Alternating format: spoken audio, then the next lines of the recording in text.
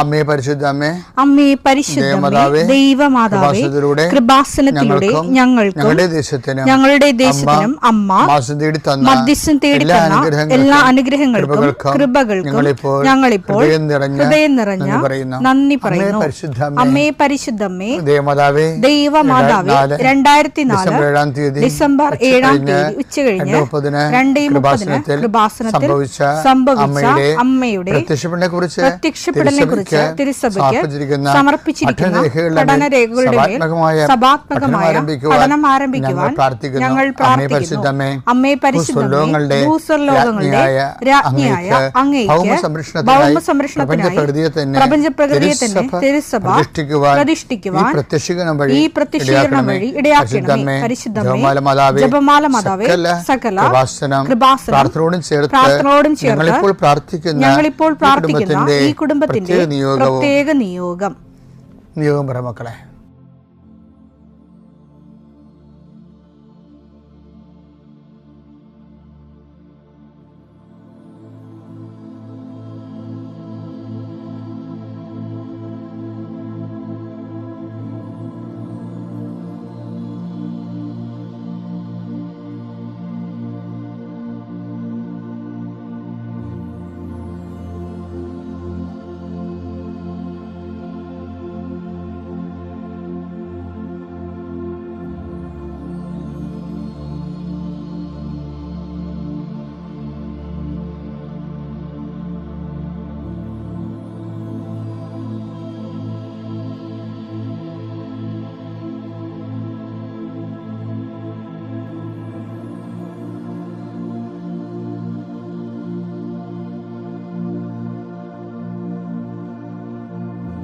അമ്മയുടെ പ്രത്യക്ഷീകരണത്തിന്റെ ഈ അനുഗ്രഹവേളയിൽ ഞങ്ങൾക്ക് സാധിച്ചു തരുവാൻ കനിയണമേ.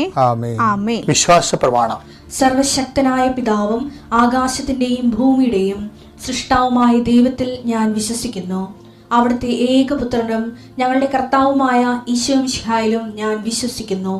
ഈ പുത്രൻ പരിശുദ്ധാത്മാവിനാൽ ഗർഭസ്ഥനായി കന്യകാമറിയത്തിൽ നിന്ന് പിറന്ന് പൊന്തിയോസ് പീലാത്തോസിന്റെ കാലത്ത് പീഡകൾ സഹിച്ച് കുരിശിൽ തറയ്ക്കപ്പെട്ട് മരിച്ച് അടക്കപ്പെട്ട് പാതാളങ്ങളിൽ ഇറങ്ങി മരിച്ചവരുടെ ഇടയിൽ നിന്ന് 3-ാം നാൾ ഉയർത്ത് സ്വർഗത്തിലേക്ക് എഴുന്നള്ളി സർവശക്തിയുള്ള പിതാവായ ദൈവത്തിന്റെ വലതുഭാഗത്തിരിക്കുന്നു. അവിടെ നിന്ന് ജീവിക്കുന്നവരെയും മരിച്ചവരെയും വിധിക്കുവാൻ വരുമെന്നും ഞാൻ വിശ്വസിക്കുന്നു. പരിശുദ്ധാത്മാവിലും ഞാൻ വിശ്വസിക്കുന്നു. വിശുദ്ധ കത്തോലിക്കാ സഭയിലും പുണ്യവാന്മാരുടെ ഐക്യത്തിലും പാപങ്ങളുടെ മോചനത്തിലും ശരീരത്തിന്റെ ഉയർപ്പിലും നിത്യമായ ജീവിതത്തിലും ഞാൻ വിശ്വസിക്കുന്നു. ആമേൻ. സ്വർഗ്ഗസ്ഥനായ ഞങ്ങളുടെ പിതാവേ, അങ്ങയുടെ നാമം പൂജിതമാകണമേ. അങ്ങയുടെ രാജ്യം വരണമേ. അങ്ങയുടെ തിരുമനസ് സ്വർഗത്തിലെ പോലെ ഭൂമിയിലും ആകണമേ. അന്നു വേണ്ടുന്ന ആഹാരം ഇന്ന് ഞങ്ങൾക്ക് തരണമേ. ഞങ്ങളോട് തെറ്റ് ചെയ്യുന്നവരോട് ഞങ്ങൾ ക്ഷമിക്കുന്നത് പോലെ ഞങ്ങളുടെ തെറ്റുകൾ ഞങ്ങളോടും ക്ഷമിക്കണമേ. ഞങ്ങളെ പ്രലോഭനത്തിൽ ഉൾപ്പെടുത്തരുതേ, തിന്മയിൽ ഞങ്ങൾ രക്ഷിക്കണമേ. ആമേൻ. നന്മ നിറഞ്ഞ മറിയമേ, സ്വസ്തി. കർത്താവ് അങ്ങയുടെ കൂടെ സ്ത്രീകളിൽ അങ്ങ് അനുഗ്രഹിക്കപ്പെട്ടവളാകുന്നു. അങ്ങയുടെ ഉദരത്തിൻ ഫലമായി ഈശോ അനുഗ്രഹിക്കപ്പെട്ടവനാകുന്നു. പരിശുദ്ധ മറിയമേ, തമ്പുരാന്റെ അമ്മേ, പാപികളായ ഞങ്ങൾക്ക് വേണ്ടി ഇപ്പോഴും ഞങ്ങളുടെ മരണസമയത്തും തമ്പുരാനോട് അപേക്ഷിക്കണമേ. ആമേൻ. കർത്താവേ, ഈ പ്രഭാതത്തിൽ അങ്ങയുടെ നാമം വിളിച്ച് അപേക്ഷിക്കുന്നു. അങ്ങയുടെ നാമം വിളിച്ച് അപേക്ഷിക്കുന്ന ഒരു മകൻ പോലും ഒരു മകൾ പോലും കർത്താവ് ലജ്ജിക്കാൻ ഇടയാക്കില്ല എന്ന് പ്രാർത്ഥിക്കുന്നു. കർത്താവേ, നിന്റെ തിരിച്ചുവരെ ഓർത്തുകൊണ്ട് പ്രാർത്ഥിക്കുന്നു. നിന്റെ തിരുവിലാല മുറിവിനെ ഞങ്ങൾ ഈ പ്രഭാതത്തിൽ കുമ്പിട്ട് ആരാധിച്ചുകൊണ്ട് പ്രാർത്ഥിക്കുന്നു. കർത്താവേ, ഞങ്ങൾക്ക് വേണ്ടി ക്രൂശിക്കപ്പെട്ടവനെ, ഞങ്ങൾക്ക് വേണ്ടി തിരുവിലാൽ മുറിവേറ്റവനെ, കർത്താവേ, ഞങ്ങൾക്ക് വേണ്ടി മുൾക്കിട ചൂടിയവനെ, കർത്താവേ, നിന്റെ നാമം വിളിച്ചപേക്ഷിക്കുന്ന ഈ ഭാരപ്പെട്ട മക്കള്, കർത്താവേ, ഇന്ന് ഏറ്റെടുക്കേണ്ട ഉത്തരവാദിത്തങ്ങൾ, അധ്വാനിക്കുന്നതിനും ഭാരം വഹിക്കുന്നതിൻ്റെയൊക്കെ വരിക ഞങ്ങളെ ആശ്വസിപ്പിക്കാൻ നടത്തിയ കർത്താവേ, നിൻ്റെ ആശ്വാസം അക്ഷരാർത്ഥത്തിൽ ഈ പ്രാർത്ഥന കൊണ്ട് ഞങ്ങളുടെ മക്കളെ അനുഭവിക്കാൻ ഇടയാക്കണം പ്രാർത്ഥിക്കുന്നു. ഏത് കാര്യത്തിന് വേണ്ടിയാണോ, ഏത് കാര്യത്തിന് വേണ്ടി അങ്ങനെ മക്കൾ ഇപ്പോഴും ഭാരപ്പെട്ടിരിക്കുന്നത്, ആ വിഷയത്തിന് കർത്താവ് ഇന്ന് രാത്രി 7 മണിക്കുള്ളിൽ ഒരു പരിഹാരം ഉണ്ടാകാൻ വേണ്ടി പ്രാർത്ഥിക്കുന്നു. ആ സാമ്പത്തിക വിഷയമാകാം, കോടതി കേസാകാം, വസ്തു വിൽപ്പനയോ വാങ്ങലോ ആകാം, അല്ലെങ്കിൽ പ്രതീക്ഷിച്ചുകൊണ്ടിരിക്കുന്ന ഒരു കത്താകാം, അല്ലെങ്കിൽ ഒരു ഇമെയിലാകാം, അല്ലെങ്കിൽ ഒരു അനുവാദമാകാം. എന്താണ് ഈശോ തടഞ്ഞു നിർത്തിയിരിക്കുന്നത്? ആ തടസ്സമെല്ലാം 39 വർഷം ഞാൻ അർപ്പിച്ച കുർബാനയുടെ യോഗ്യതയാൽ കൃപാസന അൾത്താരെ ജീവനോടെ പ്രത്യക്ഷപ്പെട്ട പരിശുദ്ധയുടെ മാധ്യസ്ഥത്തിൽ ഈശോ നാമത്തിൽ മാറിപ്പോകട്ടെ എന്ന് കൽപ്പിക്കുന്നു. രോഗികൾ, പീഡിതര്, മനപ്രയാസമുള്ളവർ, കുടുംബം തകർന്നുകൊണ്ടിരിക്കുന്നവർ, മക്കളെ ഓർത്ത് വേദി കൊള്ളുന്നവർ, വീടില്ലാത്തവർ, വഴിയില്ലാത്തവർ, കർത്താവ് അവർക്കെല്ലാം കർത്താവെ നിന്റെ സ്വാതന്ത്ര്യം നൽകിയൊരു പുതിയ വഴി അവരെ കൊണ്ട് തന്നെ കണ്ടുപിടിക്കുന്നതിന് വേണ്ടി കർത്താവ് നീ അവരെ സഹായിക്കണം പ്രാർത്ഥിക്കുന്നു. ദൈവമേ, മക്കളില്ലാത്തവരെ, ഗർഭശിശുക്കൾക്ക് വൈകല്യം ഉണ്ടെന്ന് സ്കാനിങ് റിപ്പോർട്ട് വന്നവരെ, അവിടെ വയറിൽ കർത്താവ് നീ ഇപ്പം നിന്റെ തിരുമുറുവാർന്ന വലതുകരം വെക്കണമെന്ന് പ്രാർത്ഥിക്കുന്നു. മക്കളില്ലാത്ത ഉദരങ്ങളിൽ കർത്താവ് നിന്റെ കൈകൾ വെച്ചുകൊണ്ട് കർത്താവ് അവർക്ക് കുഞ്ഞുങ്ങളെ നൽകി അനുഗ്രഹിക്കണം പ്രാർത്ഥിക്കുന്നു. പീഡിതരെ, സാമ്പത്തിക ബാധ്യത വിഷമിക്കുന്നവരെ, കേസ് അകപ്പെട്ടിരിക്കുന്നവരെ, ഭീഷണിക്ക് വന്നിരിക്കുന്നവരെ, ഓരോരുത്തരും ഡേറ്റ് പറഞ്ഞതിന് ശേഷം കർത്താവ് അത് പാലിക്കാൻ പറ്റാത്ത രീതിയിൽ വലിയ വിക്ഷോഭങ്ങളിലേക്കും പോകുന്നവർ, അതിൻ്റെ മാനസിക സമ്മർദ്ദം അനുഭവിക്കുന്നവരെ കർത്താവിൻ്റെ കരുണ അവിടെ സ്ഥാപിക്കുകയും അതിനെല്ലാം അതിജീവിക്കാനുള്ള പുതിയ മാർഗങ്ങളെ കർത്താവ് കണ്ടുപിടിക്കുകയും കർത്താവ് ധൈര്യമായിരിക്കുക ഞാൻ നിന്നോട് കൊണ്ടുവന്ന് അളിച്ച കർത്താവിൻ്റെ സാന്നിധ്യം അനുഭവിക്കാൻ ഇടയാകാൻ കൃപാസന അൾത്താരെ ജീവനോടെ പ്രത്യക്ഷപ്പെട്ട പരിശുദ്ധ അമ്മയുടെ കരങ്ങളിലേക്ക് നിന്റെ കുടുംബത്തെ ഞാൻ ഏൽപ്പിച്ചുകൊണ്ട് പിതാവിൻ്റെയും പുത്രൻ്റെയും പരിശുദ്ധ നാമത്തിൽ നിന്നെ ആശീർവദിക്കുന്നു. എൻ്റെ പ്രിയപ്പെട്ടവരെ, ഈ ദിവസങ്ങളിലൊക്കെ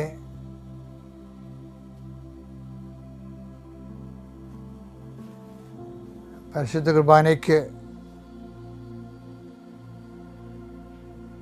കുർബാനയിലേക്കൊരു പ്രാർത്ഥന ആമുഖം കൈമാറുമ്പോൾ പലപ്പോഴും കർത്താവ് അവിടുത്തെ ദൈവികമായ സത്യങ്ങൾ വെളിപ്പെടുത്താൻ വൈദികരെ ഉപകരണമാക്കാറുണ്ട്. അപ്പോൾ എനിക്ക് കിട്ടിയ ഒരു ഉൾക്കാഴ്ച, ദൈവത്തെ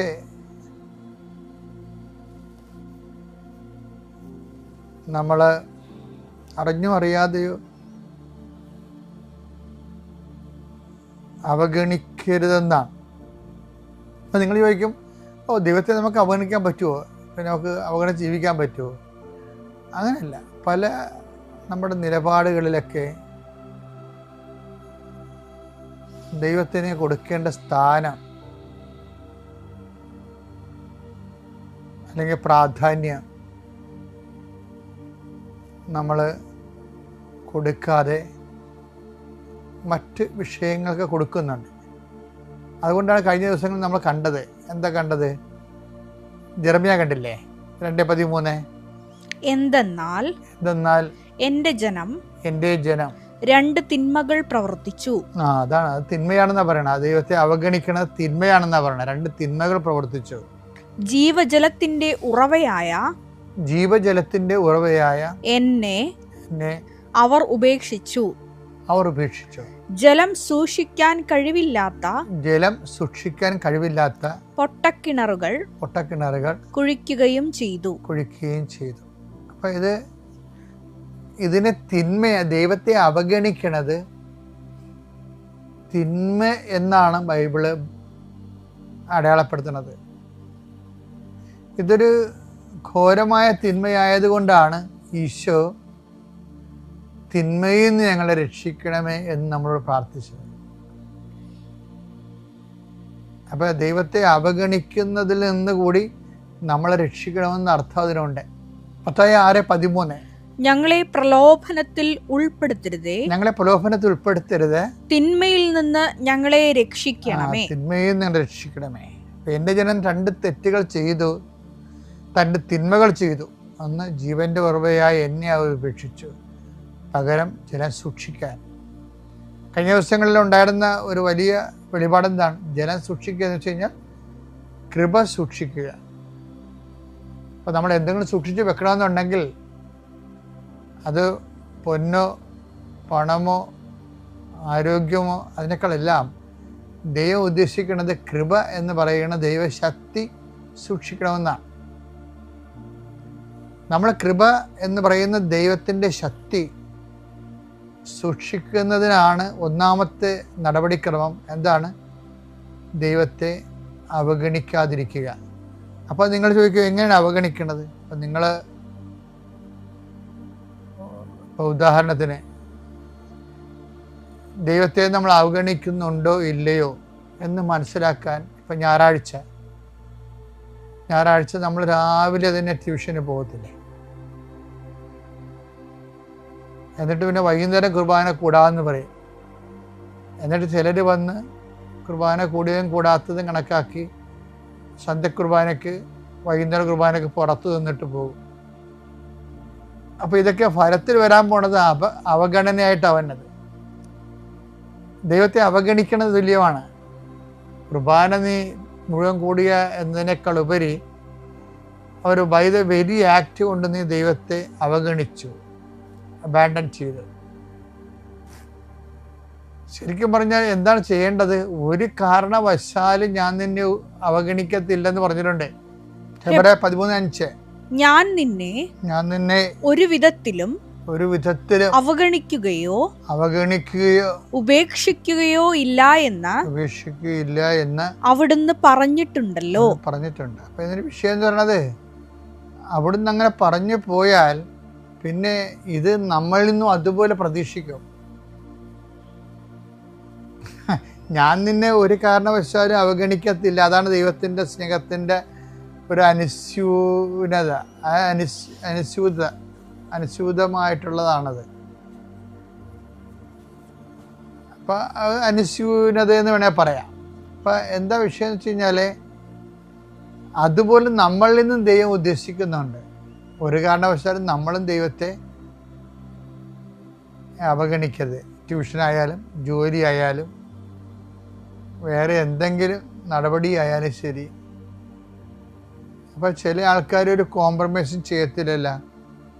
കുർബാനയുടെ കാര്യത്തിലായാലും കുടുംബ പ്രാർത്ഥനയുടെ കാര്യത്തിലായാലും ഒരു കോംപ്രമൈസും ചെയ്യത്തില്ല.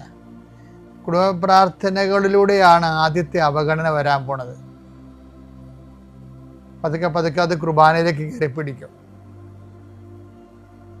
പിന്നെ കുർബാനയിൽ നിന്നും കുടുംബ പ്രാർത്ഥനയിൽ നിന്നും നമുക്ക് ലഭിക്കുന്ന ആധ്യാത്മിക ജീവിതത്തിന് പ്രവർത്തിക്കുന്ന ദൈവാത്മാവിനെ അവഗണിക്കും. അങ്ങനെ പതുക്കെ അവഗണിച്ച് പോകും. പക്ഷെ നമ്മൾ പറഞ്ഞിരിക്കുന്ന ഒരു കാരണവശാലും ഞാൻ നിങ്ങളെ അവഗണിക്കത്തില്ലെങ്കിൽ നിങ്ങൾ ഒരു കാരണവശാലും എന്നെ അവഗണിക്കരുതെന്ന് തന്നെയാണ് ഓരോ വചനത്തിനും ദൈവത്തിൻ്റെ ഒരു ഉൾവചനം എന്ന് പറയണത്.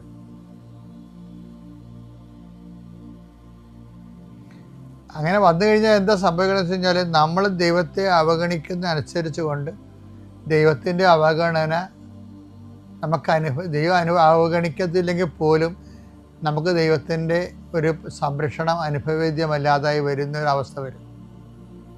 എന്ന് വെച്ചാൽ ഫലത്തിൽ അവഗണിച്ച പോലെയാവും. ദൈവം അവഗണിക്കുന്നില്ല, ദൈവം പരിഗണിക്കുന്നുണ്ട്. പക്ഷെ നമുക്കത് മനസ്സാവാത്ത, അനുഭവിക്കാൻ പറ്റാത്ത അവസ്ഥ വരും. ഇങ്ങനെ ഒരു അരാജകത്വം പിടിച്ച അവസ്ഥയിലാണെങ്കിൽ നിനക്ക് ഈ നോൻപ് കാലത്ത് തിരിച്ചു നടക്കാനും അനുദപിക്കാനും സമയമായി.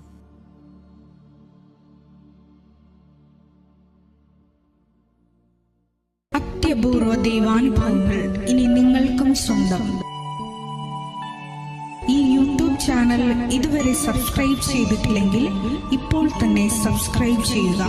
ഈ വീഡിയോ ഇപ്പോൾ തന്നെ നിങ്ങളുടെ സുഹൃത്തുക്കൾക്ക് ഷെയർ ചെയ്തുകൊണ്ട് കർത്താവിൻ്റെ പ്രേക്ഷിതരാകുക. പരിശുദ്ധ അമ്മയ്ക്കും ഈശോയ്ക്കും 1000 നന്ദിയും സ്തുതി അർപ്പിക്കുന്നു.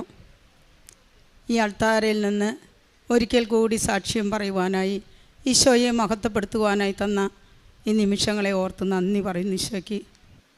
എൻ്റെ പേര് ഫിലോമിന. ശുരൂപതയിൽ നിന്നും ചുറ്റിശ്ശേരി ഇടവകയിൽ നിന്നും വരുന്നു. 2022 നവംബർ 14 ഞാൻ ഉടമ്പടി എടുത്തത്. ഞങ്ങൾക്കൊരു സ്ഥലവും വീടും വിൽക്കാനുണ്ടായിരുന്നു. ഇപ്പോൾ ചിറ്റിശ്ശേരി ആണെങ്കിലും ഞങ്ങൾ മാമ്പ്രയിൽ അങ്കമാലി രൂപതയിൽ താമസിച്ചിരുന്നു കഴിഞ്ഞ വർഷം. അപ്പോൾ അവിടെ നിന്നും ആ വീട് വിൽക്കുവാനായി. കാരണം വേറെ ഒന്നല്ല, പള്ളി കുറച്ച് അകലെ ആയതുകൊണ്ട് ഒരു ബുദ്ധിമുട്ടുണ്ടായിരുന്നു. അപ്പോൾ അതുകൊണ്ട് അത് വിൽക്കാമെന്ന് വിചാരിച്ചു. അപ്പോൾ അതിന് കുറേ ആളുകൾ വന്നിരുന്നെങ്കിലും സ്ഥലം വിൽക്കുവാനോ അല്ലെങ്കിൽ അതിനൊന്നും സാധിച്ചിരുന്നില്ല, പലവിധ തടസ്സങ്ങളാൽ. 24 ഓഗസ്റ്റിൽ ഞാൻ ജൂലൈയിൽ പുതുക്കി വന്നു. ഓഗസ്റ്റ് മാസം 1 ഞാൻ ഈശോയോട് പറഞ്ഞു, ഇനി ഈശോയും മാതാവും കൂടി കൊണ്ടുവരുന്ന വ്യക്തി മാത്രം വീട് കാണാൻ വന്നാൽ മതിയെന്ന്. അങ്ങനെ ഞാൻ ഓഗസ്റ്റ് 31 ഈ വീട് വിൽക്കാനായിട്ട് ഈശോയോട് പറഞ്ഞു, പരിശുദ്ധ അമ്മ വഴി. അപ്പോൾ ഡേറ്റ് ഇട്ട് പ്രാർത്ഥിച്ചു, ഓഗസ്റ്റ് 31 അപ്പോൾ അത് പ്രകാരം ഓഗസ്റ്റ് 10 ഞാൻ വീണ് 2 കൈയും ഒടിഞ്ഞ് ഹോസ്പിറ്റലിൽ അഡ്മിറ്റായി. 13 ഒരു സ്ത്രീ വന്നു, വീട് കണ്ടു, ഇഷ്ടപ്പെട്ടു. അപ്പോൾ തന്നെ അവർ ഞങ്ങൾക്കിത് താല്പര്യമുണ്ട്, ഞങ്ങൾക്ക് ഇഷ്ടമായി എന്ന് മകൻ മാത്രമേ ഉണ്ടായിരുന്നുള്ളൂ, ഞാൻ ഹോസ്പിറ്റലായിരുന്നു. മകൻ്റെ അടുത്ത് പറഞ്ഞു, മകൻ പറഞ്ഞ വിലയിൽ തന്നെ അവർ അത് സമ്മതിക്കുകയും ചെയ്തു. ഞങ്ങളൊരു വില പറഞ്ഞിരുന്നു ഞാൻ ഈശോയോട്, ഈശോയെ നിനക്കിഷ്ടമുണ്ടെങ്കിൽ ഈ വില ഞങ്ങൾക്ക് വീട് വെക്കുമ്പോൾ കിട്ടണം, ഇല്ലെങ്കിൽ അതല്ലെങ്കിൽ ഈശോയെ നിൻ്റെ ഇഷ്ടം എന്താണോ അത് നിറവേറട്ടെ എന്ന് ഞാൻ പറഞ്ഞിരുന്നു. അപ്പോൾ അവർ വന്ന് കണ്ടിഷ്ടപ്പെട്ടു, ഞങ്ങൾ പറഞ്ഞ വിലയ്ക്ക് തന്നെ അവർ സമ്മതിച്ചു. ഞാൻ 13 അവർ ഉച്ചയ്ക്ക് മുന്നാണ് അവർ വന്നിരുന്നത്. ഞാൻ 13 വൈകിട്ട് ഡിസ്ചാർജ് ചെയ്ത് വീട്ടിൽ വന്നു. മകനപ്പോൾ പറഞ്ഞു 3 ദിവസത്തിനുള്ളിൽ അവർ വിവരം പറയാമെന്ന് പറഞ്ഞിട്ടുണ്ട്, അവർക്ക് ഇഷ്ടപ്പെട്ട് പോയിട്ടുണ്ട്, ഞാൻ പറഞ്ഞ വില തന്നെ അവർ സമ്മതിച്ചിട്ടുണ്ട് എന്ന് പറഞ്ഞു. അങ്ങനെ അവർ 2 ദിവസവും 3 ദിവസവും ഒക്കെ കഴിഞ്ഞ് 4-5 ദിവസമായിട്ടും അവരിൽ നിന്നൊരു റിപ്ലൈ കിട്ടിയില്ല. അപ്പോൾ ഞാൻ ഈശോയോട് പറഞ്ഞു, ഈശോയെ അവരൊരു വിവരം തന്നിട്ടില്ലല്ലോ എന്ന്.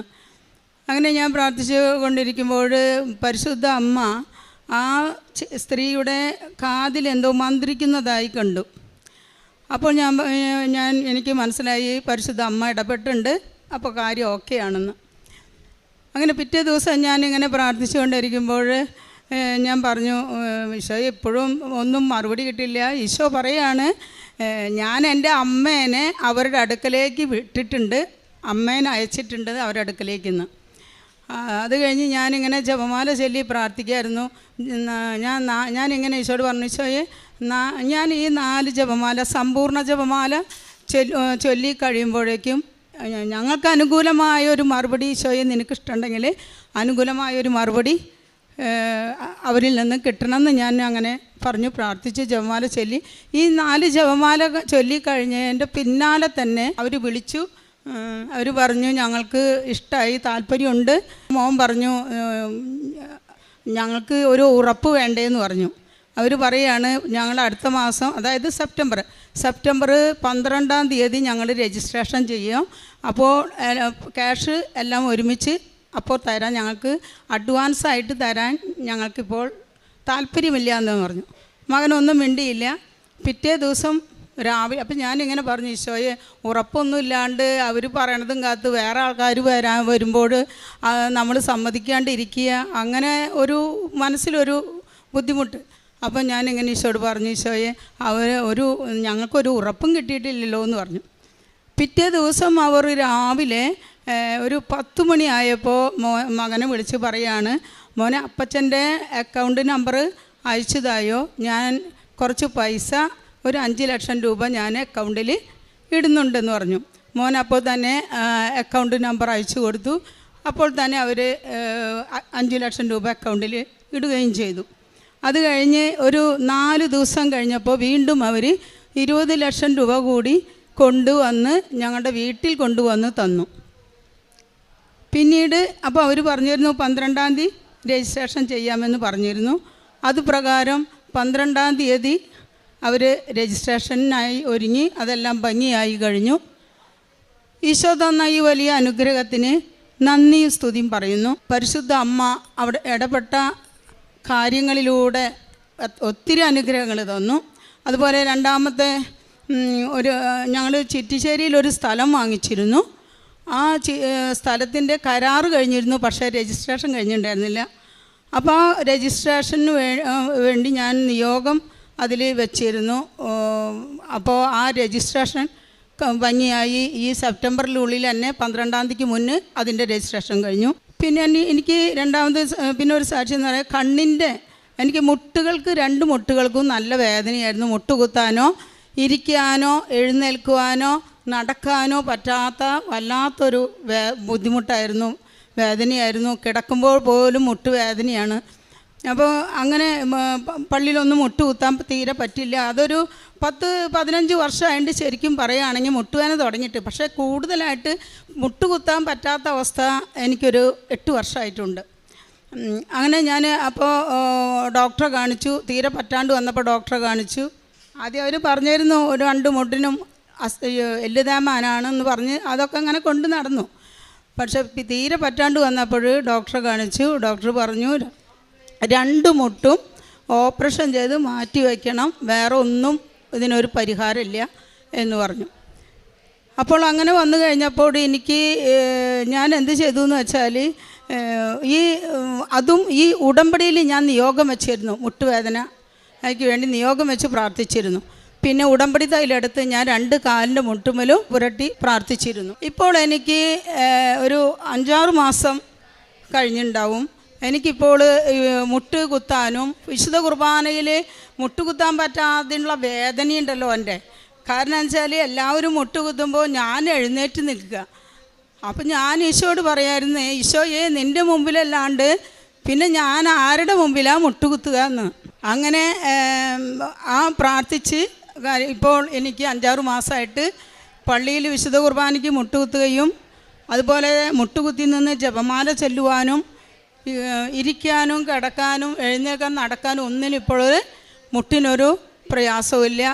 ഈശോ ഓപ്പറേഷൻ കൂടാതെ തന്നെ പരിശുദ്ധ അമ്മയും ഈശോയും എനിക്ക് ആ മുട്ടുകൾക്ക് പൂർണ്ണ സൗഖ്യം തന്ന് അനുഗ്രഹിച്ചു. പരിശുദ്ധ അമ്മയ്ക്ക് ഈശോയ്ക്കും നന്ദി പറയുന്നു. പിന്നെ എൻ്റെ കണ്ണുകൾക്ക് തലയുടെ ഈ ഇടതു ഭാഗത്തു നിന്നും കണ്ണിലേക്ക് ഇറങ്ങി നല്ലൊരു ശക്തമായൊരു വേദന വന്നിരുന്നു. അത് ഇടയ്ക്കിടെ ആ വേദന വന്നിരുന്നു. ഞാനത് ഡോക്ടറെ കാണിച്ചു. കണ്ണിലൊഴിക്കാൻ തുള്ളി മരുന്നും കഴിക്കാൻ മരുന്നൊക്കെ തന്നു. 1.5 മാസം അത് ചെയ്തിട്ട് എനിക്ക് ഒരു കുറവുമില്ല. ഞാൻ ഉടമ്പടി തൈലെടുത്ത് പുരട്ടി പ്രാർത്ഥിച്ചു. 5-6 ദിവസം കഴിഞ്ഞപ്പോഴത്തേക്കും ആ വേദന, ശക്തമായ വേദന പൂർണ്ണമായിട്ടും വിട്ടുമാറി. കർത്താവ് തന്ന വലിയ സൗഖ്യത്തിന് നന്ദി പറയുന്നു. പിന്നെ ഞാൻ വീട് പണിക്ക് വേണ്ടി നിയോഗം വെച്ചിരുന്നു. ഇപ്പോൾ വാങ്ങിച്ച ആ സ്ഥലത്ത് ചിറ്റിശ്ശേരിയിൽ. അപ്പോൾ അതിൻ്റെ വീടിൻ്റെ പണിയെല്ലാം ഭംഗിയായി ഏതാണ്ട് പൂർത്തിയായി. പിന്നെ അതുപോലെ തന്നെ കിണർ കുഴിച്ചപ്പോൾ അതിൽ പാറയുണ്ടായിരുന്നു, കുറച്ച് വെള്ളം ഉണ്ടായിരുന്നുള്ളൂ.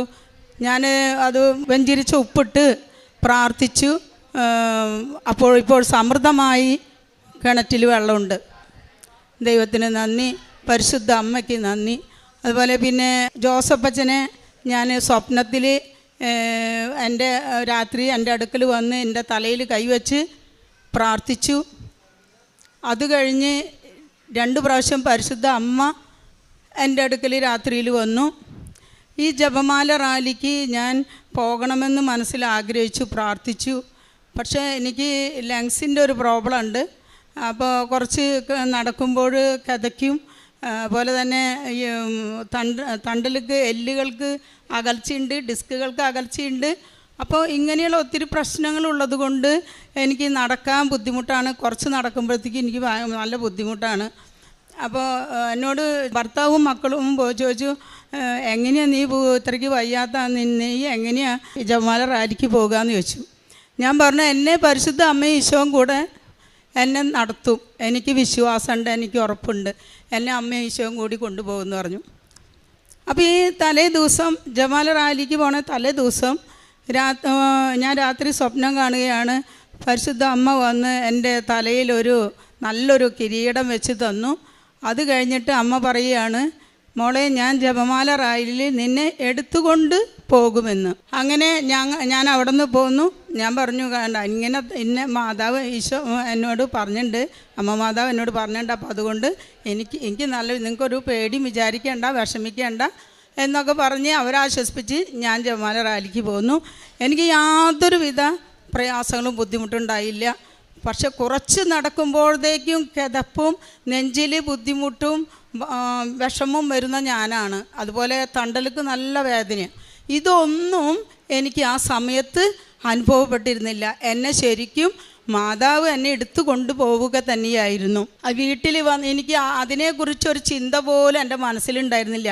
ഈ വേദനകളെ കുറിച്ച് അതുപോലും എന്നിൽ നിന്ന് മറപ്പിച്ച് കളഞ്ഞു. അവിടെ ഞാൻ അന്ന് വീട്ടിലെത്തി പിറ്റേ ദിവസമാണ് എനിക്ക് ഇന്ന ബുദ്ധിമുട്ടുകൾ ഉണ്ടായിരുന്നല്ലോ, ഒന്നും കൂടാതെ എന്നെ മാതാവും ഈശോവും കൂടി എന്നെ ആ ജപമാല റാലിയിൽ പങ്കെടുക്കാനും ഇവിടെ വരാനും വീട്ടിൽ തിരിച്ചെത്താനും എല്ലാറ്റിനും എന്നെ ശക്തിപ്പെടുത്തുകയും സഹായിക്കുകയും ചെയ്തു. ദൈവത്തിൻ്റെ കൃപ ഒന്നുകൊണ്ട് മാത്രമാണ് ഞാനതെന്ന് ഏറ്റുപറയും.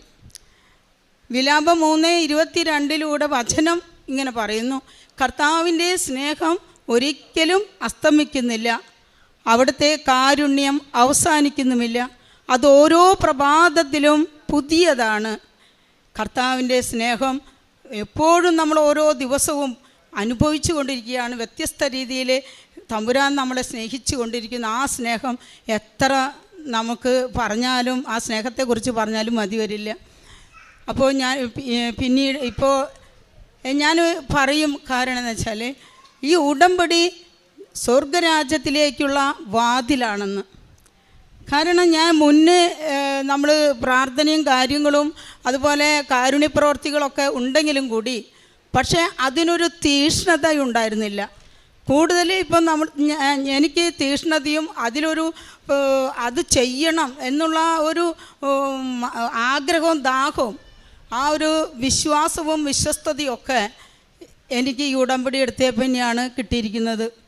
അതുപോലെ കൂടുതൽ ഇതിലൂടെ എനിക്ക് ഈ ഉടമ്പടി എടുത്തതിലൂടെ കൂടുതൽ വിശുദ്ധിയിലേക്ക് വളരാൻ എന്നെ സഹായിച്ചിട്ടുണ്ട്. അതുപോലെ തന്നെ പ്രേക്ഷിത പ്രാർത്ഥന എന്ന് പറഞ്ഞാൽ കൃപാസന പത്രം ഞാൻ പ്രാർത്ഥിച്ച് അതുമേൽ കുരിശിട്ടിട്ട് ഞാൻ ബസ് സ്റ്റാൻഡുകളിലും ചിലപ്പോൾ അത് കഴിഞ്ഞ് ഒഴിവുണ്ടെങ്കിൽ ചിലപ്പോൾ റെയിൽവേ സ്റ്റേഷനിലൊക്കെ പോകേണ്ടി വരുമ്പോൾ അതും കൈപ്പിടിക്കും ഞാൻ. അങ്ങനെ റെയിൽവേ സ്റ്റേഷനിലും കൊടുക്കും. അതുപോലെ തന്നെ ഭക്ഷണം വീട്ടിലുണ്ടാക്കി അത് പൊതിച്ചോറാക്കി അങ്ങനെ പാവപ്പെട്ടവർക്ക് അത് കൊണ്ടു കൊടുക്കുകയും പറ്റുന്ന സഹായം പൈസ കൊണ്ടൊക്കെ സഹായിക്കും. അതുപോലെ ഞങ്ങളുടെ അവിടെ ചിറ്റിശ്ശേരിയിൽ ഓൾഡ് ഏജ് ഹോമുണ്ട്. അമ്മമാരെ പോയി അവരെ കുളിപ്പിക്കും, അവർക്ക് വേണ്ട സഹായം ചെയ്തു കൊടുക്കും. അങ്ങനെ ദൈവം തന്ന അനുഗ്രഹങ്ങളെ ഓർത്ത് കർത്താവിന് ഒരുപാട് നന്ദി സ്തുതിയും പറയുകയാണ്. ഇനിയും തമ്പുരാൻ്റെ അളവില്ലാത്ത സ്നേഹം ഓരോ നിമിഷവും നമ്മൾ അനുഭവിച്ചറിഞ്ഞ് ആ വിശ്വസ്തതയിലും വിശുദ്ധിയിലും മുന്നോട്ട് ജീവിക്കുവാനായിട്ട് ഞാനിപ്പോഴും പ്രാർത്ഥിച്ചുകൊണ്ടും പരിശ്രമിച്ചും കൊണ്ടിരിക്കുന്നു.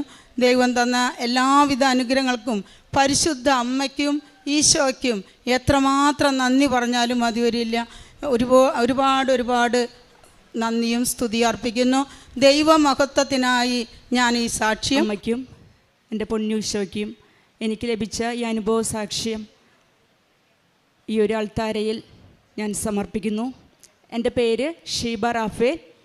ഞാൻ തൃശ്ശൂരിൽ നിന്നാണ് വരുന്നത്. ഞാൻ തൃശ്ശൂരിൽ തന്നെ സെൻറ്റ് തോമസ് കോളേജിൽ അധ്യാപികയായി അസിസ്റ്റൻറ്റ് പ്രൊഫസറായിട്ട് ഞാൻ ജോലി ചെയ്യുന്നു. നിങ്ങൾക്കെല്ലാവർക്കും അറിയാവുന്നതുപോലെ കോളേജ് അധ്യാപകർക്ക് വേണ്ട യോഗ്യതകളിൽ ഒന്നാണ് PhD പഠനം. അതുമായി ബന്ധപ്പെട്ട് 2017 ഞാൻ എൻ്റെ PhD ഗവേഷണം ഞാൻ ആരംഭിച്ചു. ഞാനൊരു സുവോളജി പഠിപ്പിക്കുന്ന അധ്യാപികയാണ്. അതുകൊണ്ട് തന്നെ ഞാൻ ഗവേഷണത്തിനായി തിരഞ്ഞെടുത്ത വിഷയം ഇരട്ടവാലൻ, അതായത് നമ്മുടെ ബുക്കുകളെ നശിപ്പിച്ചുകൊണ്ടിരിക്കുന്ന ഒരു ചെറിയ ഇൻസെക്റ്റാണ്. ഇംഗ്ലീഷിൽ അതിനെ സിൽവർ ഫിഷ് എന്നാണ് പറയുന്നത്. ഇരട്ടവാലനിലാണ് ഞാൻ ഗവേഷണം ആരംഭിച്ചത്. ആ ഒരു ടോപ്പിക്ക് ഞാൻ സെലക്ട് ചെയ്യാനുള്ള കാരണം, ആ ഒരു മേഖലയിൽ കേരളത്തിൽ ഇന്നോളം ആരും തന്നെ വർക്ക് ചെയ്തിട്ടില്ല, ഗവേഷണം നടത്തിയിട്ടില്ല. ഇന്ത്യയിലും വളരെ റെയറായിട്ട് മാത്രമുള്ള ചെറിയ ഗവേഷണങ്ങൾ മാത്രമാണ് പുറത്തോട്ട് വന്നിട്ടുള്ളത്. ഏറ്റവും കൂടുതൽ ഇതുമായി ബന്ധപ്പെട്ട ഗവേഷണങ്ങൾ നടക്കുന്നത് ഓസ്ട്രേലിയയിലാണ്. അതുകൊണ്ട് തന്നെ എൻ്റെ ഗൈഡ് എനിക്ക് വേണ്ടിയിട്ട് എല്ലാ സപ്പോർട്ടും തന്നു. അതിൽ നമുക്ക് ഗവേഷണം ആരംഭിക്കാം. കാരണം ആരും ചെയ്യാത്ത ഒരു ഫീൽഡിൽ വർക്ക് ചെയ്യുമ്പം അതിന് കുറച്ചും കൂടി റെലവൻസ് കൂടുതലാണല്ലോ. അങ്ങനെ 2017 ഞാൻ ഗവേഷണം ആരംഭിച്ചു. പക്ഷേ 2 വർഷത്തോളം ഞാൻ അതിന് വേണ്ടിയിട്ടുള്ള പഠനങ്ങൾ ഞാൻ നടത്തി. പക്ഷേ എനിക്ക് മനസ്സിലാക്കി ഞാൻ കേരളത്തിലുള്ള പല ജില്ലകളിലും നടന്ന് ഈ ഒരു ഇൻസെക്റ്റിനെ മാക്സിമം ഞാൻ കളക്ട് ചെയ്തു. പക്ഷേ ഇൻസെക്റ്റിനെ അതിൻ്റെ ഡൈസെക്ഷൻ ചെയ്യണം, മൈക്രോസ്കോപ്പിലൂടെ നമ്മളതിൻ്റെ സ്ട്രക്ചർ പഠിക്കണം. അതിനുശേഷമാണ് അത് ഏത് സ്പീഷീസാണെന്ന് നമുക്ക് മനസ്സിലാക്കാനായിട്ട് സാധിക്കുകയുള്ളൂ. അപ്പോൾ അങ്ങനെ 2 വർഷം ഞാൻ ഈ ഒരു ഇൻസെക്റ്റുമായിട്ട് എൻ്റെ ലാബിൽ മണിക്കൂറുകളോളം, ദിവസങ്ങളോളം, മാസങ്ങളോളം ഞാൻ ചിലവഴിച്ചു. പക്ഷേ ഇതിനെക്കുറിച്ച് പഠിക്കാനോ ഇതിനെ എനിക്ക് ഡൈസെക്റ്റ് ചെയ്യേണ്ട മെത്തേഡ് ഏതാണെന്നോ ഒന്നും തന്നെ എനിക്ക് മനസ്സിലാകുന്നില്ല. കാരണം ഇതിന് വേണ്ടിയിട്ടുള്ള ഡയറക്ഷൻസ് പറഞ്ഞു തരാനായിട്ട് കേരളത്തിൽ ആരും തന്നെ ഇല്ല. ഇന്ത്യയിൽ ഒരേ ഒരാളാണ് ഇത് വർക്ക് ചെയ്യുന്നത്. പക്ഷേ ആളായിട്ട് ഞാൻ പല മെയിൽ അയച്ചെങ്കിലും എനിക്ക് പ്രത്യേകിച്ച് കോണ്ടാക്റ്റ് ഒന്നും എനിക്ക് ലഭിച്ചില്ല. അങ്ങനെ ഞാൻ എൻ്റെ കഴിവിൽ തന്നെ ഞാൻ വിശ്വാസം അർപ്പിച്ചുകൊണ്ട് വീണ്ടും ദിവസങ്ങളും, മാസങ്ങളും, വർഷങ്ങളും ഞാൻ തള്ളി ചിലവഴിച്ചു. 2017 തുടങ്ങിയ റിസർച്ച് 2022 വരെ ഞാൻ കൊണ്ടുപോയി. പക്ഷേ ഒരു ഇമ്പ്രൂവ്മെൻറ്റും അതിനകത്ത് നടന്നിട്ടില്ല. അപ്പം ഞാൻ ഈ ജൈവശാസ്ത്രത്തിൽ ഗവേഷണം നടത്തുന്ന കേരളത്തിലെ പല സീനിയറായിട്ടുള്ള സയൻറ്റിസ്റ്റുമാരുടെ ഉപദേശം തേടാനായിട്ട് ഞാൻ സുവോളജിക്കൽ സർവേ ഓഫ് ഇന്ത്യയിൽ ഞാൻ ഒരു വിസിറ്റ് നടത്തുകയുണ്ടായി. അപ്പോൾ ആ ഒരു ശാസ്ത്രജ്ഞന്മാരായിട്ട് ഞാൻ സംസാരിച്ചപ്പോൾ അവരാദ്യമേ എന്നോട് പറഞ്ഞത്, മോളെ ഈ ഒരു വിഷയം നമുക്ക് ചെയ്യാൻ പറ്റില്ല. കാരണം കേരളത്തിലോ ഇന്ത്യയിലോ ഇതിനെക്കുറിച്ച് വർക്ക് നടക്കുന്നില്ല. പിന്നെ ഇതൊരു വളരെ പ്രിമിറ്റീവായിട്ടുള്ളൊരു ഇൻസെക്റ്റാണ്. ഇതിന് വളരെ അഡ്വാൻസ്ഡ് ആയിട്ടുള്ള ഇൻസ്ട്രുമെൻസും കാര്യങ്ങളൊക്കെ നമുക്ക് ആവശ്യമുണ്ട്. അതുകൊണ്ട് മോള് ഇതിലോട്ട് ഇനി മുമ്പോട്ട് പോകണ്ട, പെട്ടെന്ന് തന്നെ ഈ ഒരു സബ്ജക്റ്റ് സ്കിപ്പ് ചെയ്തിട്ട് വേറൊരു സബ്ജക്റ്റ് സെലക്ട് ചെയ്യണം. അത് കേട്ടപ്പോൾ ഞാനാകെ തളർന്നു പോയി. കാരണം ഓൾറെഡി 3 വർഷം അതിന് വേണ്ടിയിട്ട് ഞാൻ സമയം സ്പെൻഡ് ചെയ്തു. കുറേ ജില്ലകളിൽ സന്ദർശിച്ച് കുറേ ഇൻസെക്റ്റുകളെ ഞാൻ കളക്ട് ചെയ്തു. പക്ഷേ എനിക്കൊന്നും തന്നെ എൻ്റെ കഴിവുകൊണ്ട് ഞാൻ വിചാരിച്ച കാര്യങ്ങളൊന്നും സാധിച്ചില്ല. അപ്പോഴൊക്കെ എൻ്റെ അമ്മ എന്നോട് പറയും, മോൾ കൃപാസനത്തിൽ പോയിട്ട് ഒരു ഉടമ്പടിയായിട്ട് പ്രാർത്ഥിക്കുക. അപ്പോൾ അത് നടക്കുമെന്ന് കൂടെ എന്നോട് പറയാറുണ്ടായിരുന്നെങ്കിലും ഞാൻ എന്തിനാണ് അവിടെ പോയിട്ട് പ്രാർത്ഥിക്കുന്നത്? അല്ലാണ്ട് തന്നെ ഞാൻ പ്രാർത്ഥിക്കുന്നുണ്ട്. പറ്റാവുന്ന സമയത്ത് അറ്റ്ലീസ്റ്റ് ഞായറാഴ്ചകളിൽ ഞാൻ കുർബാനയിൽ പങ്കെടുക്കുന്നുണ്ട്. കുടുംബ പ്രാർത്ഥനയും പരമാവധി ഞാൻ ഒഴിവാക്കാറില്ല. ബൈബിൾ വായന എനിക്കുണ്ടായിരുന്നില്ല. അപ്പോൾ അങ്ങനെ ഒരു 6 വർഷം മുമ്പോട്ട് പോയിട്ടും എനിക്ക് ഒരു പ്രോഗ്രസ്സും ഉണ്ടായില്ല. അവസാനം ഞാൻ അമ്മ പറഞ്ഞതുപോലെ അമ്മേനെ അനുസരിക്കാൻ തീരുമാനിച്ചു. അങ്ങനെ 2022 നവംബർ മാസത്തിലാണ് ഞാൻ ഇവിടെ ഉടമ്പടി എടുക്കാനായിട്ട് വരുന്നത്. അപ്പോൾ മാതാവിനോട് ഞാൻ കരഞ്ഞ് പ്രാർത്ഥിച്ചു. അതിൻ്റെ ഫലമായിട്ട് ഇവിടെ വന്ന് ഉടമ്പടി എടുത്ത് പിന്നെ ഞാൻ എൻ്റെ ജീവിതത്തിൽ ഒരുപാട് വിശുദ്ധീകരണം വന്നു. എല്ലാ ദിവസവും ഞാൻ വിശുദ്ധ കുർബാനയിൽ പങ്കെടുക്കാൻ തുടങ്ങി. എല്ലാ ദിവസവും ബൈബിൾ വായനയ്ക്കായിട്ട് ഞാൻ ഒരു അരമണിക്കൂർ ഞാൻ സമയം ചെലവഴിക്കാനായിട്ട് തുടങ്ങി. പിന്നീട് ഞാൻ എൻ്റെ റിസർച്ച് ലാബിലേക്ക് പോവുകയാണ്. അപ്പോൾ ഞാൻ എൻ്റെ റിസർച്ചുമായിട്ട് ബന്ധപ്പെട്ട് കുറേ പ്രബന്ധങ്ങൾ ഞാൻ ഗൂഗിളിൽ ഞാൻ സെർച്ച് ചെയ്ത് വായിക്കും. അപ്പോൾ ഒരു പേര് എനിക്ക് സ്ട്രൈക്ക് ചെയ്തു. അതായത് ഓസ്ട്രേലിയയിൽ ഇതിനെക്കുറിച്ച് ഒരുപാട് പഠനങ്ങൾ നടക്കുന്നുണ്ട്. അപ്പോൾ അതിലുള്ള ഒരു സയൻറ്റിസ്റ്റിൻ്റെ പേര് എൻ്റെ മനസ്സിൽ മാതാവിൻ്റെ അനുഗ്രഹം കൊണ്ട്, മാധ്യസ്ഥം കൊണ്ട് ഒരു പേര് സ്ട്രൈക്ക് ചെയ്തു, ഡോക്ടർ ഗ്രേം സ്മിത്ത്. അപ്പോൾ എനിക്ക് മാതാവ് ഉള്ളിലിരുന്ന് തന്നെ തോന്നിപ്പിക്കുകയാണ്, ആ ഒരു സയൻറ്റിസ്റ്റിന് മോളൊരു ലെറ്റർ എഴുത്, മോളുടെ വിഷമങ്ങൾ പറഞ്ഞുകൊണ്ട് മോളെ സഹായിക്കാൻ പറ്റുമെന്ന് ചോദിച്ചുകൊണ്ട് ഒരു ലെറ്റർ എഴുതാൻ പറഞ്ഞിട്ട് മാതാവ് എന്നെ കൊണ്ട് തോന്നിപ്പിക്കുകയാണ്. എപ്പോഴും മാതാവിൻ്റെ കാശുരൂപം എൻ്റെ കയ്യിൽ ഞാൻ പിടിക്കാറുണ്ട്. അപ്പോൾ എനിക്ക് പ്രതീക്ഷയൊന്നും ഉണ്ടായിരുന്നില്ല. കാരണം എൻ്റെ ലാബിൽ തന്നെ ഒരുപാട് റിസർച്ച് സ്കോളേഴ്സ് വർക്ക് ചെയ്യുന്നുണ്ട്. അവരും അവരുടെ ഇതുപോലെയുള്ള ഡിഫിക്കൽട്ടി സിറ്റുവേഷൻസിൽ ഫോറിൻ ഓതേഴ്സായിട്ട് കൊളാബറേറ്റ് ചെയ്യാൻ ശ്രമിക്കുകയായിരുന്നു. പക്ഷേ അവരത്രയും തിരക്കുള്ള മനുഷ്യരായതുകൊണ്ട് പലപ്പോഴും തിരിച്ചൊരു റിപ്ലൈ കിട്ടാറില്ല. പക്ഷെ മാതാവിൻ്റെ ഒരു ഇടപെടൽ മൂലം ഞാൻ മനസ്സോടെ ഞാനൊരു ഇമെയിലിൽ എൻ്റെ ബുദ്ധിമുട്ട്, ഞാൻ കേരളത്തിൽ നിന്നുള്ളൊരു ഗവേഷകയാണ്, ഞാൻ സിൽവർ ഫിഷിലാണ് വർക്ക് ചെയ്യുന്നത്, പക്ഷേ എനിക്കിതിനകത്ത് വർക്ക് ചെയ്യാൻ പറ്റുന്നില്ല, എന്നെ ഒന്ന് സഹായിക്കാൻ പറ്റുമോ എന്ന് ചോദിച്ചിട്ട് ഞാനൊരു മെയിൽ അയച്ചു.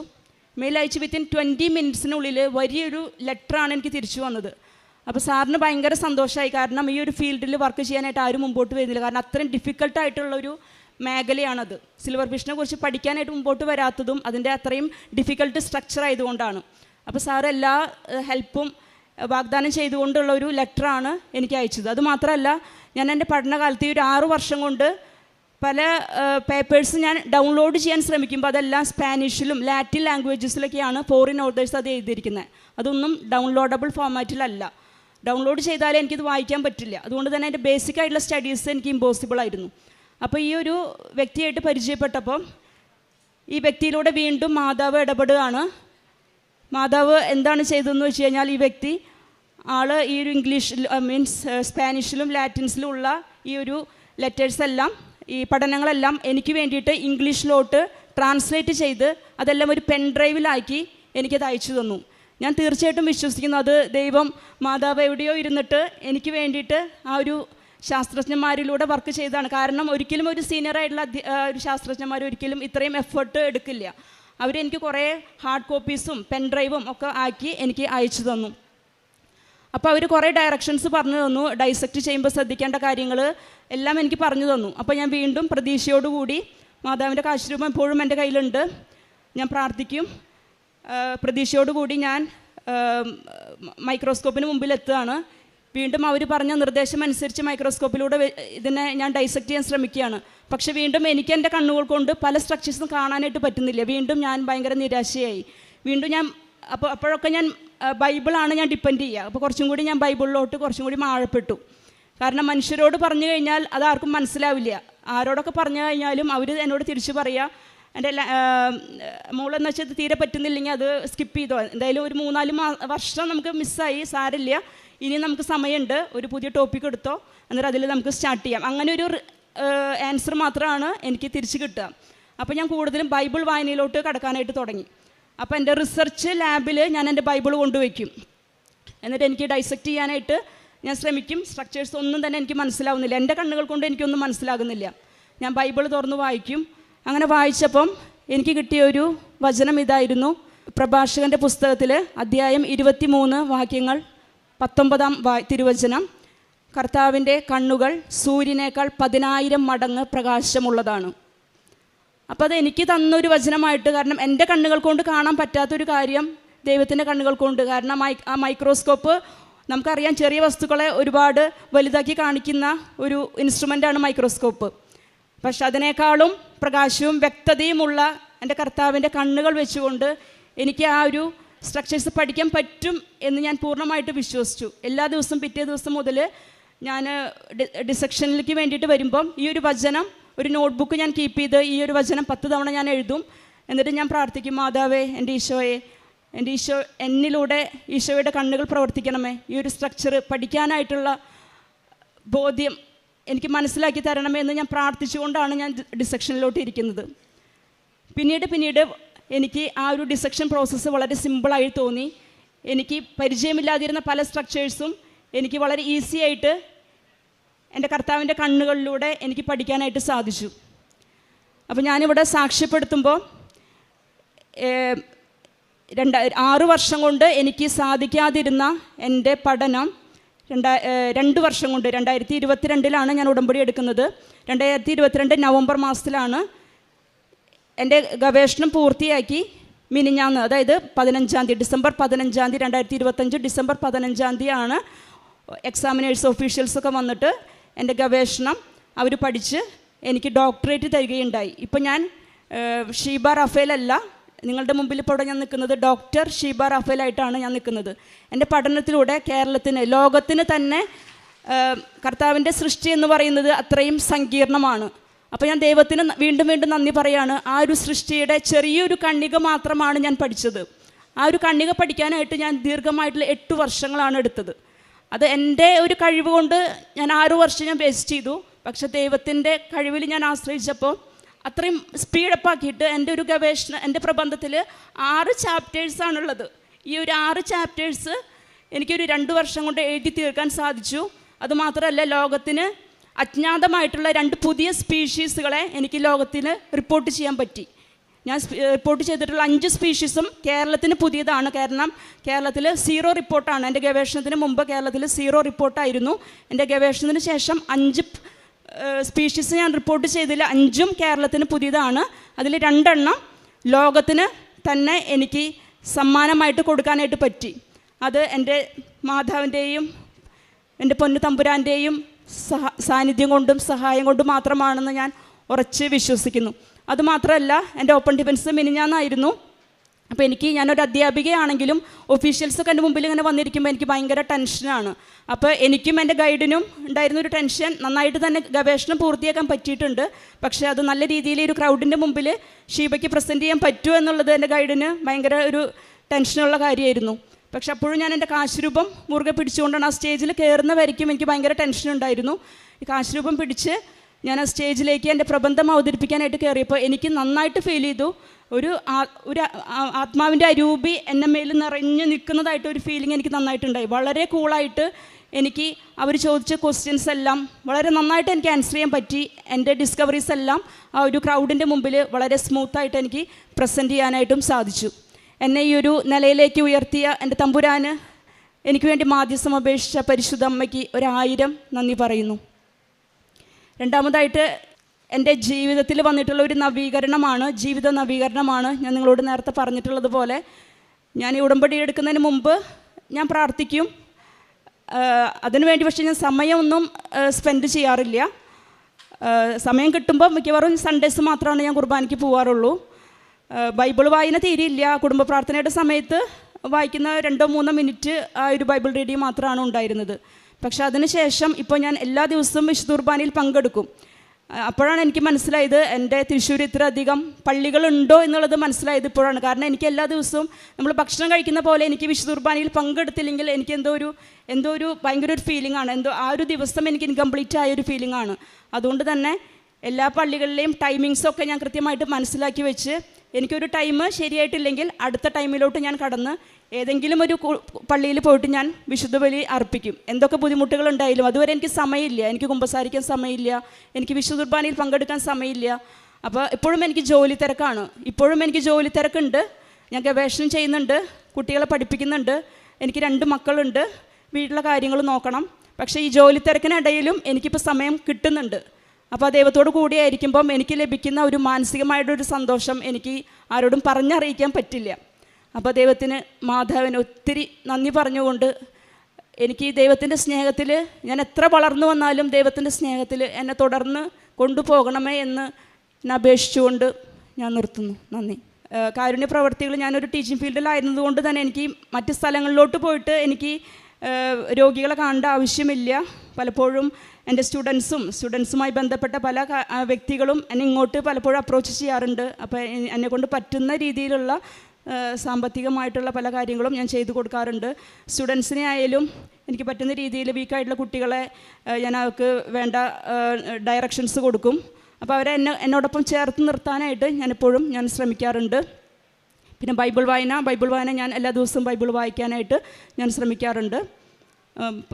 പ്രേക്ഷിത പ്രവർത്തനം ഞാൻ എല്ലാ മാസവും പത്രം ഞാൻ കൊടുക്കാറുണ്ട്. പക്ഷേ എനിക്ക് ഒത്തിരി സ്പീഡായിട്ട് അത് ചെയ്യാൻ പറ്റില്ല. കാരണം പല സ്ഥലങ്ങളിലും പത്രം കൊടുക്കുമ്പം അവർ പത്രം വാങ്ങുമെങ്കിലും ഞാൻ നടന്ന് തിരിഞ്ഞു നോക്കുമ്പോൾ അവർ പല സ്ഥലങ്ങളിലും അത് അങ്ങനെ എറിഞ്ഞ് കളയുന്ന ഒരു ടെൻഡൻസി ഞാൻ പലപ്പോഴും നോട്ട് ചെയ്തിട്ടുണ്ട്.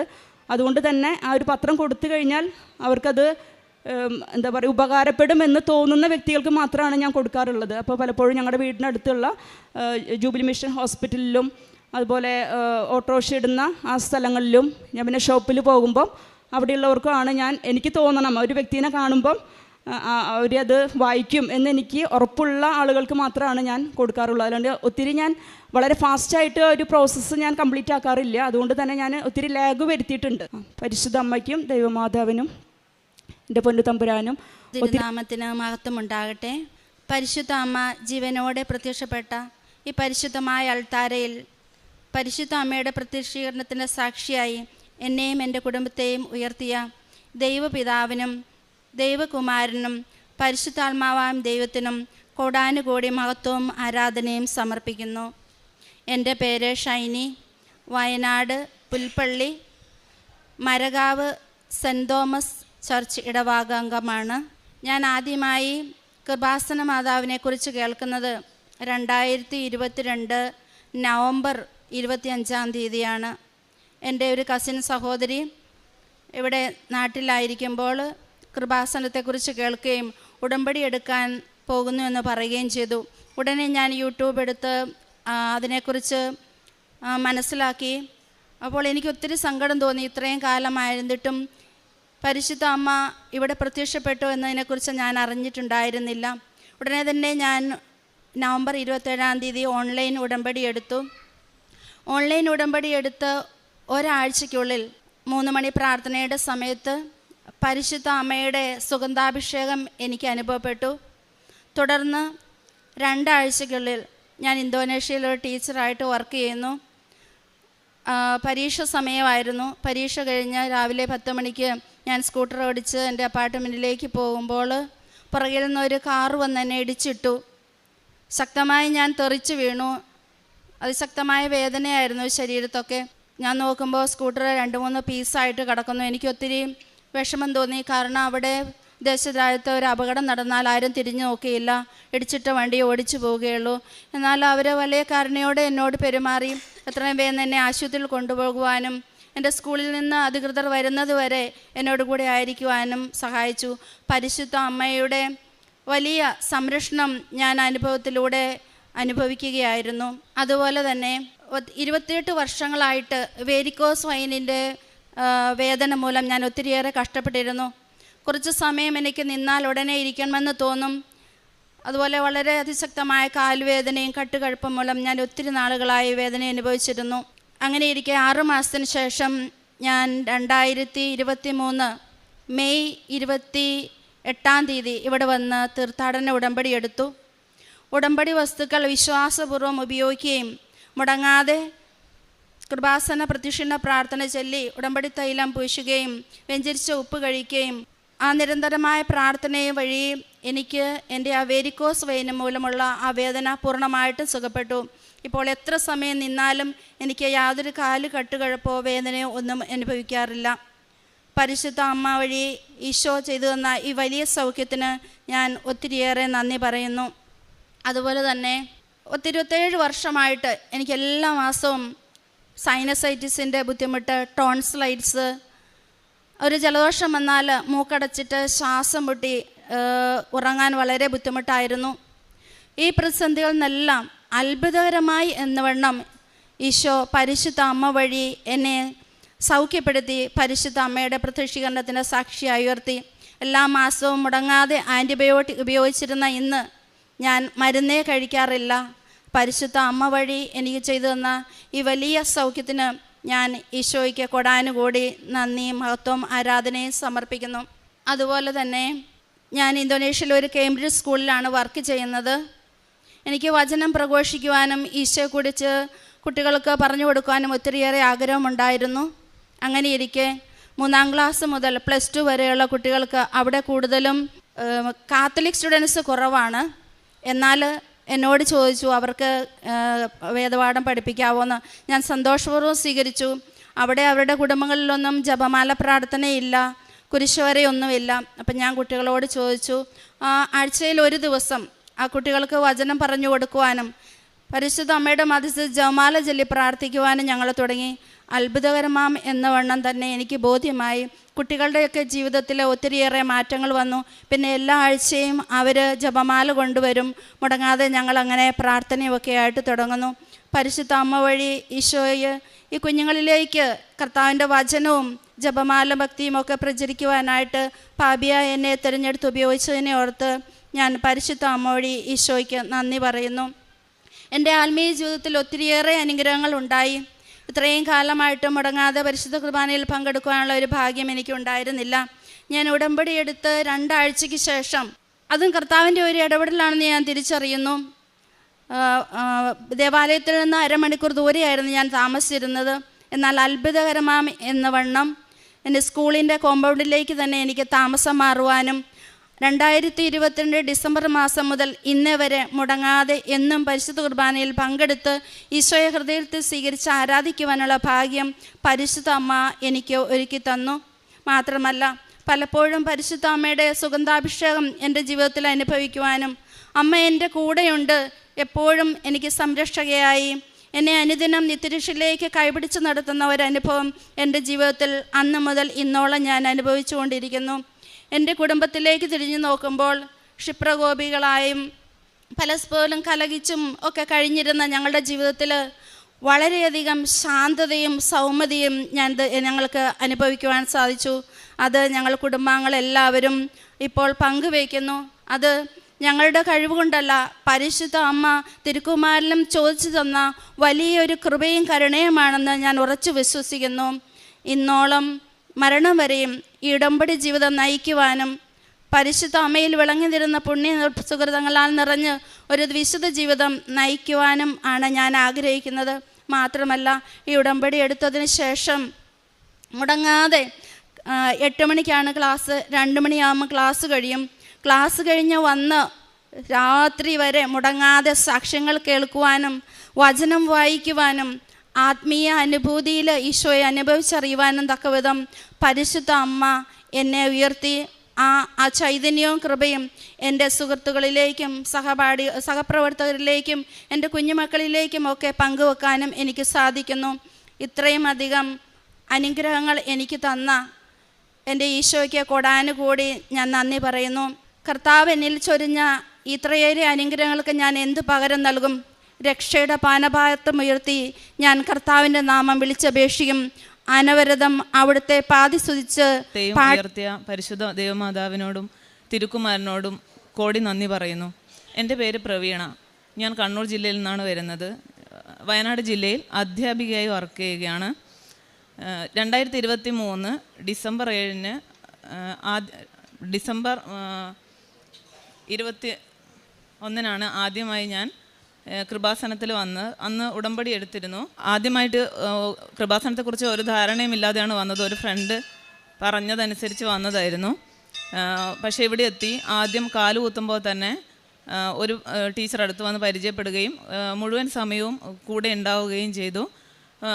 ഉടമ്പടി കാര്യങ്ങളെല്ലാം ചെയ്തിരുന്നെങ്കിലും അമ്മയുടെ സുഗന്ധാഭിഷേകം കിട്ടിയിരുന്നു. ജപമാലയോട് ഭയങ്കരമായിട്ടുള്ള ഒരു പാഷൻ വരികയും ബൈബിളൊക്കെ വായിക്കുമ്പോൾ വ്യക്തമായി മനസ്സിലാവുകയും ഒക്കെ ചെയ്തിരുന്നെങ്കിലും അത് കണ്ടിന്യൂ ഉടമ്പടി പുതുക്കിയില്ല.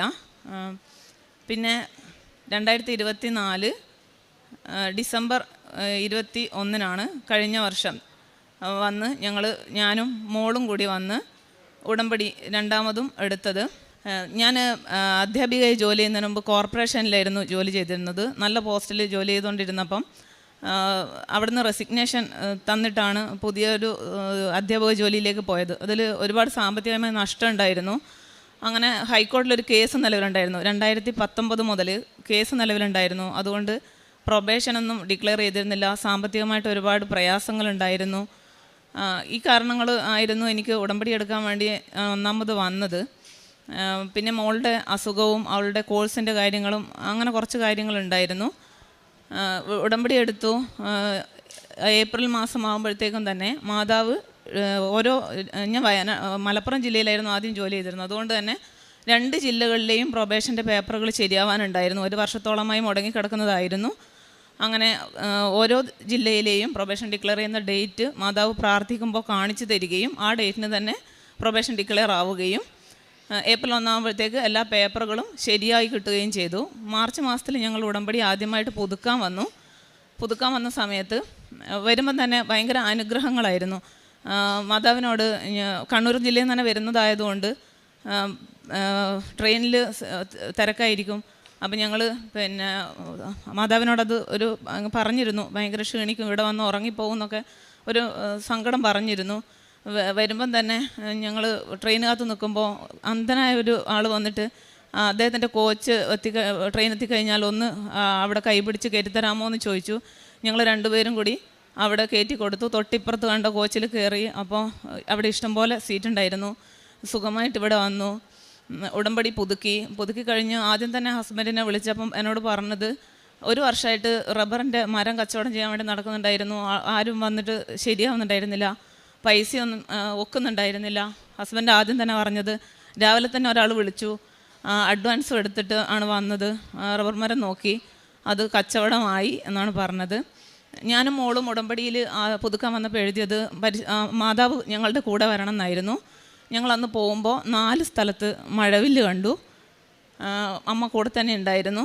തിരിച്ച് പിറ്റേ ദിവസം ഞങ്ങൾ 2 പേരും കൂടി സമ്പൂർണ്ണ ജപമാല ചൊല്ലിയപ്പോൾ ഒരു മെഴുകുതിരി മുഴുവൻ ഉരുകി മാതാവിൻ്റെ രൂപമായിട്ട് ഞങ്ങൾക്ക് തന്നു. അതിപ്പോഴും വീട്ടിലുണ്ട്, ഞങ്ങൾ പ്രാർത്ഥിക്കുന്നിടത്തുണ്ട്. പ്രൊബേഷൻ്റെ പേപ്പറുകൾ ശരിയായി, സാമ്പത്തിക പ്രയാസങ്ങൾ കുറേ മാറിക്കിട്ടി. ഉടമ്പടി പുതുക്കിയിട്ട് പോകുമ്പോൾ ഞാനിവിടുന്ന് മാതാവിൻ്റെ ഒരു കീ ചെയിൻ വാങ്ങിച്ചിരുന്നു.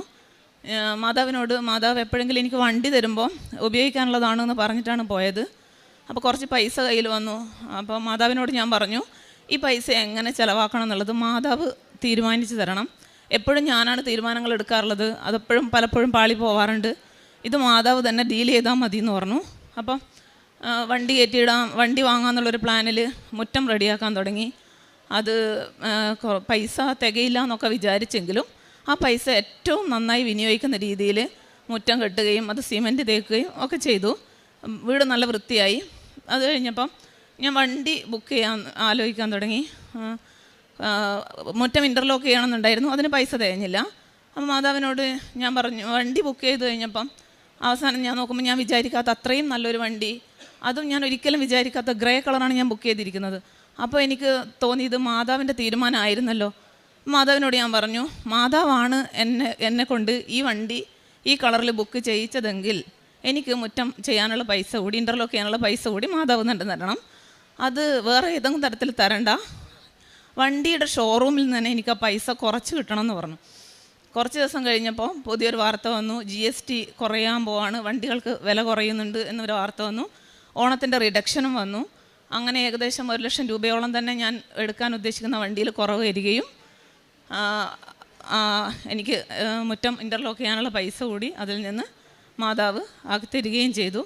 അതിൻ്റെ പേപ്പറുകളെല്ലാം കുറച്ച് ഡിലേ ആയിട്ടാണ്, അത്രയും നീണ്ടു പോയ അവസാനം ഈ ഒരു സമയത്ത് തന്നെ മാതാവ് എന്നെ കൊണ്ട് കറക്റ്റായിട്ട് എടുപ്പിച്ചത്. അതുപോലെ ഉടമ്പടി നേർച്ച വസ്തുക്കൾ ഉപയോഗിച്ചിട്ട് ഒരുപാട് അസുഖങ്ങളൊക്കെ മാറിയിട്ടുണ്ട്. കണ്ണിന് സീരിയസ് ആയിട്ടുള്ളൊരു അസുഖം എനിക്കുണ്ടായിരുന്നു. അത് മുമ്പ് 2019 ഒരു പള്ളിയിൽ പോയി പ്രാർത്ഥിച്ചു കഴിഞ്ഞപ്പം ഈശോ മാറ്റിത്തന്നതായിരുന്നു. പിന്നീട് കഴിഞ്ഞ വർഷം ഈ കഴിഞ്ഞ മാസം പിന്നെയും അസുഖം ചെറുതായി വരാൻ തുടങ്ങി. 2-3 പ്രാവശ്യം ഡോക്ടറെ കാണിച്ചു. പിന്നെ എനിക്ക് മതിയായി. അപ്പം ഒരു ദിവസം ഹോസ്പിറ്റലിൽ പോകുന്നതിൻ്റെ തലേ ദിവസം കണ്ണിന് ഭയങ്കര ഡിസ്റ്റർബൻസ് തോന്നി. എന്തായാലും ഡോക്ടർ പറയും ഇത് പിന്നെയും കണ്ടിന്യൂ ചെയ്യണമെന്ന് പറയുന്നു മനസ്സിലായപ്പം തൈലം തൊട്ട് കണ്ണിൽ പ്രാർത്ഥിച്ചിട്ട് മാതാവിനോട് ഞാൻ പറഞ്ഞു, നാളെ ഡോക്ടർ എന്നോട് പറയണം ഇനി മരുന്നൊന്നും കണ്ടിന്യൂ ചെയ്യേണ്ട, ഇത് മാറി എന്ന് പറയണം എന്ന് പറഞ്ഞു. പിറ്റേ ദിവസം ആശുപത്രി പോയി കഴിഞ്ഞപ്പോൾ അതേപോലെ തന്നെ ഡോക്ടർ എന്നോട് പറഞ്ഞു, മാറി, ഇനി പ്രത്യേകിച്ച് ട്രീറ്റ്മെൻ്റ് ഒന്നും ചെയ്യേണ്ടതില്ല എന്ന് പറഞ്ഞു. അതുപോലെ മോൾക്ക് കിട്ടിയ സാക്ഷ്യങ്ങൾ മോള് പറയും. എൻ്റെ പേര് കൃഷ്ണ ഗൗതമി. ഞാൻ ഇതേപോലെ ഡിസംബർ 21 തീയതി 2024 ആദ്യമായിട്ട് ഉടമ്പടി എടുക്കുന്നത്. ഞാൻ +2 കഴിഞ്ഞ് എന്ത് ചെയ്യണമെന്ന് ഭയങ്കര കൺഫ്യൂസ്ഡ് ആയിരുന്നു. എന്ത് കോഴ്സ് എടുക്കണം എന്നുള്ളതിനെ പറ്റി വ്യക്തമായൊരു ധാരണയൊന്നും ഉണ്ടായിരുന്നില്ല. അങ്ങനെ ഒരു ധാരണയില്ലാതെയാണ് ഞാൻ എൻജിനീയറിങ്ങിൻ്റെ JEE റിപ്പീറ്റിങ്ങിന് ചേർന്നത്. അപ്പം JEE അതൊരു പകുതി ഒക്കെ ആയപ്പോൾ തന്നെ എനിക്ക് മനസ്സിലായി, അതായത് ഇതെനിക്ക് പറഞ്ഞിട്ടുള്ളതല്ല. കാരണം കെമിസ്ട്രി ഫിസിക്സൊക്കെ എനിക്ക് ഡീൽ ചെയ്യാൻ നല്ല ബുദ്ധിമുട്ടായിരുന്നു. പിന്നെ അതിൻ്റെ എക്സ്ട്രീം ആങ്സൈറ്റി, അതേപോലെ കുറേ ബുദ്ധിമുട്ടുണ്ടായി, സ്ട്രെസ്സും കാര്യങ്ങളൊക്കെ വന്നു. പഠിക്കാൻ പറ്റുന്നില്ല, പഠിക്കാനുള്ള കഴിവ് പോയോന്ന് വരെ ഞാൻ ചിന്തിച്ചു അതിലിടക്ക്. അപ്പം അമ്മ എന്നെയും കൂട്ടി കുറേ കൗൺസിലിങ്ങിനൊക്കെ പോയി. പക്ഷേ വ്യക്തമായിട്ട് പിന്നെ ഇനി എന്തെടുക്കണം എന്നുള്ളതിനെ പറ്റി ഒരു ഡിസിഷൻ എടുക്കാൻ പറ്റിയില്ല. കാരണം ഒന്നാമത് ഞാൻ ഭയങ്കര ഡൗൺ ആയിപ്പോയി. അപ്പം വേറെ ഏതൊരു കോഴ്സ് എടുക്കുന്ന സമയത്തും ഇതും ഞാൻ ഡ്രോപ്പ് ചെയ്യുമെന്നുള്ളൊരു ഒറ്റ കോൺസ്റ്റൻറ്റ് നെഗറ്റീവ് തോട്ടായിരുന്നു. അങ്ങനെ ഒരുപാട് കോഴ്സിനെ പറ്റി നോക്കിയെങ്കിലും എല്ലാത്തിൻ്റെയും എന്തെങ്കിലും നെഗറ്റീവ് ഞാൻ കണ്ടുപിടിച്ച് അത് അവോയ്ഡ് ആക്കി. ആ ടൈമിലാണ് ഞാൻ ഇവിടെ വന്ന് ഉടമ്പടി എടുക്കുന്നത്. അപ്പം ഉടമ്പടി എടുത്ത സമയത്ത് ഞാൻ പ്രാർത്ഥിച്ചത് ഒരു ചാപ്പലെങ്കിലും ഉള്ള, അല്ലെങ്കിൽ ഒരു പള്ളി വല്ല ഉള്ളത് ഒരു കോളേജ് വേണമെന്നായിരുന്നു എൻ്റെ ആഗ്രഹം. അതേപോലെ എനിക്ക് പഠിക്കാൻ പറ്റിയ, എനിക്ക് ഏതാണ് കോഴ്സ് എന്ന് എനിക്ക് തന്നെ അറിയില്ലായിരുന്നു. അങ്ങനെ ഒരു നല്ലൊരു കോഴ്സും തിരഞ്ഞെടുക്കണമെന്ന് ഞാനിവിടുന്ന് പ്രാർത്ഥിച്ചു. അപ്പം ആദ്യമൊന്നും ഞാനങ്ങനെ ഭയങ്കര വിശ്വസിച്ചോ അല്ലെങ്കിൽ എനിക്ക് അങ്ങനെ വലിയ വിശ്വാസം ഉണ്ടായിരുന്നില്ല ആദ്യമായിട്ട് ഞാനിവിടെ വന്നപ്പം. പിന്നെ വീട്ടിൽ നിന്ന് പക്ഷേ ഞാൻ പ്രാർത്ഥിക്കാൻ തുടങ്ങി. പ്രാർത്ഥിച്ചു കുറച്ച് കഴിഞ്ഞപ്പോൾ പിന്നെ എനിക്കിങ്ങനെ എന്തൊക്കെയോ പ്രസൻസൊക്കെ ഫീൽ ചെയ്യാൻ തുടങ്ങി. ഒരു തവണ എനിക്ക് വെള്ളം കുടിച്ചിട്ടില്ലെങ്കിൽ സൈഡ് വേദന വരും. അപ്പം ഒരു തവണ നല്ല രീതിക്ക് വന്നു. ഞാൻ ഇങ്ങനെ ഒരു 2-3 ദിവസം ഞാൻ സ്ട്രെയിറ്റ് കിടപ്പിലായി. പിന്നെ ഭയങ്കര അതിൻ്റെയൊക്കെ ക്ഷീണത്തിൽ നിൽക്കുന്ന സമയത്ത് ഒരു തവണ എൻ്റെ അമ്മ ഒരു സൈഡിലൂടെ ഇങ്ങനെ പോകുന്നതായിട്ട് എനിക്ക് തോന്നി. ഞാൻ കിടന്നതിൻ്റെ ഇപ്പുറം അമ്മയാണെന്ന് വെച്ചിട്ട് ഞാൻ പിടിച്ചു വലിച്ചു. ഇത് സ്വപ്നമാണോ എന്താണെന്ന് എനിക്ക് അപ്പം മനസ്സിലായില്ല. പിന്നെ ഞാൻ അമ്മയുടെ മടിയിലാണ് കിടന്നത്. പക്ഷെ ഞാൻ ഫീൽ ചെയ്തത് ഒരു ഭയങ്കര സോഫ്റ്റ് ടെക്സ്ചറായിട്ടുള്ളൊരു തുണിയുടെ മേലെ എന്നെ ആരോ കെട്ടിപ്പിടിക്കുന്നത് പോലെ എനിക്ക് തോന്നിയത്. അമ്മ അതിന് മുന്നേ എനിക്ക് വേണ്ടി പ്രാർത്ഥിച്ചിരുന്നു, തൈലം കൊണ്ട് മാതാവിനോട് ഇനി എനിക്കിത് വരരുത്, മാറ്റിത്തരണമെന്ന് പ്രാർത്ഥിച്ചിരുന്നു. അതിനുശേഷം പിന്നെ വന്നിട്ടില്ല, അത് മാറി. അങ്ങനെ പ്രസൻസൊക്കെ കിട്ടിയപ്പോൾ തന്നെ എനിക്ക് തോന്നി ഇത് വെറുതെ അല്ല എന്ന്. പിന്നെ ഞാൻ കുറേ സാക്ഷ്യങ്ങൾ കേൾക്കാൻ തുടങ്ങി. അപ്പം കുറച്ചുകൂടെ വിശ്വാസമായി. അങ്ങനെ ഇരിക്കെ ഒരു ദിവസം അമ്മ പറഞ്ഞു, നമുക്ക് പിറ്റത്തെ ദിവസത്തെ ഡെയിലി ബ്രെഡിന് ശേഷം ഇവർ അപ്ലോഡ് ചെയ്യുന്ന ഫസ്റ്റത്തെ സാക്ഷ്യത്തിൽ പറയുന്ന കോഴ്സ് എടുക്കാമെന്ന്. അങ്ങനെ സാക്ഷ്യം നോക്കിയ സമയത്ത് ഫസ്റ്റത്തത് എന്തോ ഒരു PG ഒക്കെ കഴിഞ്ഞതിന് ശേഷമുള്ള എക്സാമിനെ പറ്റിയായിരുന്നു. അപ്പം ഞാൻ ഇതിലും ഇല്ലേന്ന് വിചാരിച്ച് നിൽക്കുമ്പോൾ സെക്കൻഡ് നിയോഗമായിട്ട് ചേച്ചി പറഞ്ഞത് ആ ചേച്ചിയുടെ അനിയൻ്റെ BBA കോഴ്സിനെ പറ്റിയിട്ടായിരുന്നു. അങ്ങനെയാണ് ഞാൻ BBAനെ പറ്റി ചിന്തിച്ചത്. അങ്ങനെ അതിനെപ്പറ്റി ഒരു 1 വീക്ക് കൊണ്ട് ഞാൻ ഫൈനലൈസ് ചെയ്തു. എനിക്ക് കാര്യമായിട്ട് നെഗറ്റീവ്സ് ഒന്നും കിട്ടിയില്ല. പിന്നെ കോളേജ് അതേപോലെ സെൻറ്റ് ജോസഫ് ദേവഗിരിയിൽ ഇതേപോലെ തന്നെ നല്ലൊരു പള്ളിയുണ്ട്. അങ്ങനെ ഒരു കോളേജ് എനിക്ക് മാതാവ് തന്നെ സെലക്ട് ചെയ്ത് തന്നത്. ഒരു പ്രശ്നമില്ലാതെ സ്മൂത്തായിട്ട് അവിടേക്ക് ജോയിൻ ചെയ്യാൻ പറ്റി. ഞാൻ ഒരു സയൻസ് ബാക്ക്ഗ്രൗണ്ട് വരുന്ന ഞാൻ ഈ ഒരു കോഴ്സ് എനിക്കൊരു പ്രശ്നമില്ല. ഫസ്റ്റ് സെം കഴിഞ്ഞു, അത്യാവശ്യം നല്ല മാർക്കുണ്ട്.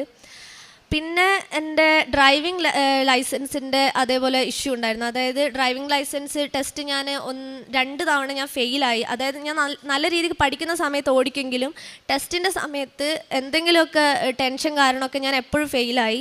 അപ്പം 2 മാസം ഡിഫറൻസ് വരും. അതായത് ഒരു തവണ ഫെയിലായി കഴിഞ്ഞു ഞാൻ. പിന്നെ അപ്പം ഇത് ഇവിടെ കോഴിക്കോടാണ് ഞാൻ പഠിക്കുന്നത്. കണ്ണൂരേക്ക് പോയി ഇതിൻ്റെയൊക്കെ ഇടയ്ക്ക് പറ്റുന്നില്ലായിരുന്നു. 3ാമത്തെ തവണ ഞാൻ ശരിക്കും പ്രാർത്ഥിച്ചിട്ട് പോയി. എന്നിട്ടും ഇൻഡിക്കേറ്റർ ഇടാനും വിട്ടുപോയി. അതേപോലെ ബാക്കിൽ നിന്ന് വണ്ടി വരുന്നുണ്ടോ നോക്കാനൊക്കെ വിട്ടുപോയി. അങ്ങനെ അയാൾ എന്നെ പിന്നെ ഫെയിലാക്കി. അടുത്ത തവണ അറ്റൻഡ് ചെയ്യുമെന്ന് പറഞ്ഞു. അപ്പം അത് എനിക്ക് ശരിക്കും നല്ല വിഷമമായി. കാരണം ഞാൻ അത്രയും പ്രാർത്ഥിച്ചിരുന്നു, ഇനിയും ഞാൻ വരണമല്ലോ എന്നൊക്കെ ആലോചിച്ച്. അങ്ങനെ ഞാൻ നേരെ അന്ന് കോഴിക്കോടേക്കാണ് പോയത്. പോകുന്ന വഴി ദേവഗിരി കോളേജിൻ്റെ പള്ളി കയറി. അവിടുന്ന് ഞാനൊരു പേപ്പറിൽ മാതാവിൻ്റെ മുന്നിൽ നിന്ന് എഴുതി, എനിക്ക് ഇന്ന് 12 മണി കഴിയുന്നതിന് മുന്നേ ഇത് ഫെയിലായി എന്ന് എനിക്കറിയാം, പക്ഷെ പാസ്സായി എന്നുള്ള മെസ്സേജ് എനിക്ക് എന്തായാലും കിട്ടണമെന്ന് പറഞ്ഞു. പിന്നെ ഞാൻ അതിലെഴുതി, ഇനി അഥവാ ഇല്ലെങ്കിൽ തന്നെ എനിക്ക് കുഴപ്പമില്ല, ഞാൻ മാതാവിനെ എന്തായാലും ഇഷ്ടപ്പെടുന്നുണ്ട് എന്ന് പറഞ്ഞു. അങ്ങനെ എഴുതി അവിടെ വെച്ചു. പിന്നെ എനിക്ക് കോളേജിൽ ക്യാമ്പായിരുന്നു അന്ന്. അപ്പം ക്യാമ്പിൻ്റെ തിരക്കിൽ ഇതൊക്കെ മറന്നുപോയി. ലാസ്റ്റ് രാത്രി 12 മണിയായപ്പോഴാണ് ഫ്രീ ആയത്. അപ്പോഴാണ് ഫോൺ കിട്ടിയത്. അപ്പം ഫോൺ കിട്ടി ഫസ്റ്റ് ഞാൻ കണ്ട മെസ്സേജ് ഞാൻ പാസ്സായി എന്നുള്ളതായിരുന്നു. അപ്പം ഇത് എന്നിട്ടും എനിക്കപ്പോൾ വിശ്വസിക്കാൻ പറ്റിയില്ല. കാരണം അയാൾ എന്നെ നോക്കി പറഞ്ഞത് ഇത് ഫെയിലായിന്ന്. അപ്പം ഞാൻ എൻ്റെ ഫ്രണ്ടിനെ വിളിച്ചിട്ട്, അവൾ ഓൾറെഡി പാസ്സായതായിരുന്നു, അവളോട് ഞാൻ ചോദിച്ചു ഇത് ശരിക്കും പാസ്സാണോ എന്ന്. അപ്പോൾ അവൾ പറഞ്ഞു പാസ്സായിന്ന്. അങ്ങനെ not by merit but by grace എനിക്ക് പാസ്സാവാൻ കഴിഞ്ഞു. മോൾക്ക് 12 വയസ്സ് വരെ ഭയങ്കര ശ്വാസം മുട്ടലും അസുഖങ്ങളുണ്ടായിരുന്നു. പിന്നെ അത് മാറി കിട്ടിയതായിരുന്നു. ഉടമ്പടി എടുക്കാൻ വരുന്നതിന് കുറച്ച് മുന്നേ പിന്നെയും അലർജിയും ശ്വാസം മുട്ടലും വളരെ ശക്തമായി ഒരു പ്രാവശ്യം വന്നു. ഞാനതിൽ വളരെ വിഷമിച്ചിരുന്നു. അപ്പോൾ ഉടമ്പടിയിൽ ഞാനത് വെച്ചിരുന്നു. ഇവിടെ വന്ന് ഉടമ്പടി എടുത്തതിന് ശേഷം പിന്നെ ഒരിക്കലും മോൾക്ക് ആ അസുഖം ഉണ്ടായിട്ടില്ല. പൂർണ്ണമായിട്ടും മാതാവ് അത് മാറ്റിത്തന്നു. പിന്നെ അച്ഛൻ്റെ ഡെയിലി ബ്രെഡാണ് ജീവിതത്തിൽ ഏറ്റവും വലിയ അനുഗ്രഹം. എന്ത് പ്രശ്നം കൊണ്ട് രാത്രി ഉറങ്ങാൻ കിടന്നു കഴിഞ്ഞാലും പിറ്റേ ദിവസത്തെ രാവിലെ പ്രാർത്ഥനയിൽ അച്ഛൻ ആ ഒരു പ്രശ്നം പറഞ്ഞ് പ്രാർത്ഥിക്കുന്നുണ്ടാവും. ഞാൻ വീട്ടിൽ ഒരു തൊഴുത്തും ഒരു കാർ ഷെഡും പണിയണമെന്ന് വിചാരിക്കുന്ന സമയത്ത് ഒരാഴ്ചയോളം അച്ഛൻ ഡെയിലി അത് തന്നെ ഞങ്ങളോട് പ്രാർത്ഥിക്കാൻ പറഞ്ഞിട്ട് ഡെയിലി ബ്രെഡിൽ പറയുന്നുണ്ടായിരുന്നു. ആ സമയത്ത് അങ്ങനെ തന്നെ പറഞ്ഞതുപോലെ തന്നെ പ്രാർത്ഥിച്ചിട്ടുണ്ടായിരുന്നു. ഒരു പഞ്ചായത്തിലൊരു ഓഫീസിലൊരു വില്ലേജിൽ ഒരു കടലാസ് കിട്ടണമെങ്കിലോ അല്ലെങ്കിൽ കോടതിയിൽ ഒരു കടലാസോ എന്തെങ്കിലും ഒരു പ്രശ്നം ഉണ്ടെങ്കിൽ അന്നത്തെ പ്രാർത്ഥനയിൽ അച്ഛൻ അത് പറയുന്നുണ്ടാവും. അത് അന്ന് തന്നെ ശരിയാവുകയും ചെയ്യും. ഭയങ്കര അനുഗ്രഹമാണ്. അതുപോലെ ബൈബിള് വായിക്കുമ്പോൾ വചനങ്ങൾ കിട്ടാറുണ്ട്. കേസിൻ്റെ കാര്യങ്ങളൊന്നും ശരിയായിട്ടില്ല, പക്ഷേ നിയോഗങ്ങൾക്ക് ഞാൻ വലിയ പ്രാധാന്യം കൊടുക്കാറില്ല. അതിനെക്കുറിച്ച് ആകുലതയുമില്ല. ജീവിതത്തിൽ ഇത്രത്തോളം സമാധാനമായിട്ട് ഇതുവരെ ജീവിച്ചില്ല. ഈ ഒരു വർഷ കാലയളവിൽ മാതാവും ഈശോയും ചെയ്തോളും, ഒന്നും ചിന്തിക്കേണ്ടതില്ല, ഏറ്റവും റിലാക്സ്ഡ് ആണ്. അതുപോലെ ആഗ്രഹം എന്താണെന്ന് വെച്ചാൽ ജീവിതകാലം മുഴുവൻ ഈശോയുടെയും മാതാവിൻ്റെയും ഇഷ്ടത്തിനനുസരിച്ച് മാത്രം ജീവിക്കണം എന്നുള്ളതാണ്. അവർക്ക് ഇഷ്ടമില്ലാത്ത ഒന്നും ചെയ്യാനോ അവരിൽ നിന്ന് അകന്നു പോകാനോ ഒരിക്കലും ഇടയാവരുത് എന്നതാണ് പ്രാർത്ഥന. നിയോഗങ്ങൾ വെക്കുമ്പോഴും ഉടമ്പടി പുതുക്കുമ്പോഴും പ്രത്യേകിച്ച് മാതാവിൻ്റെയും ഈശോയുടെയും ഇഷ്ടം നിറവേറട്ടെ എന്നാണ് ആഗ്രഹിക്കുന്നത്.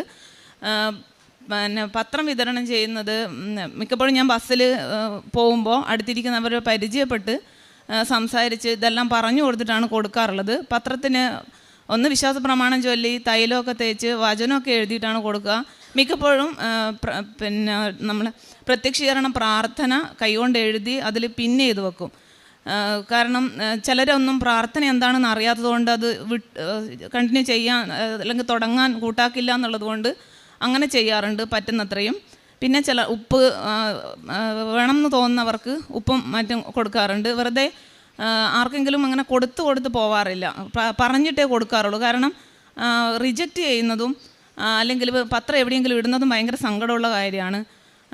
അതുപോലെ പിന്നെ പ്രേക്ഷിത പ്രവർത്തനമായിട്ട് ചെയ്യുന്നത് അനാഥാലയങ്ങളിൽ പോവാറുണ്ട്, പിന്നെ വൃദ്ധസദനങ്ങളിൽ പോവാറുണ്ട്. അവിടെ വേണ്ട കാര്യങ്ങളൊക്കെ വാങ്ങിക്കൊണ്ട് കൊടുക്കുകയൊക്കെ ചെയ്യാറുണ്ട്.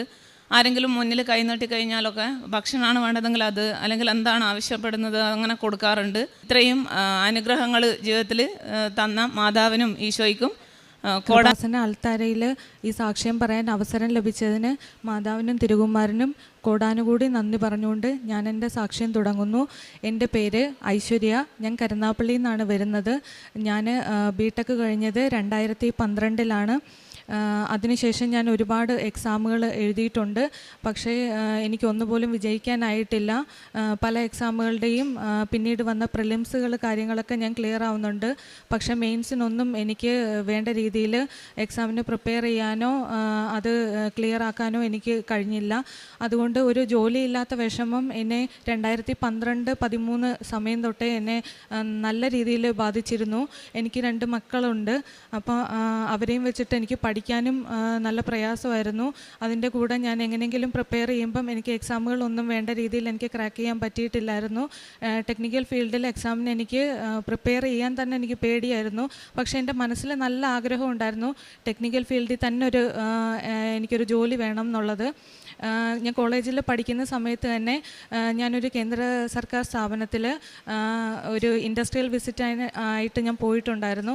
അപ്പോൾ എനിക്ക് അവിടെ ജോലി ലഭിക്കുന്നത് എനിക്കൊരു ആഗ്രഹമായിട്ട് അന്ന് മുതലേ എൻ്റെ മനസ്സിലുണ്ടായിരുന്നു, ഞാൻ കോളേജിൽ പഠിക്കുന്ന സമയം തൊട്ടേ.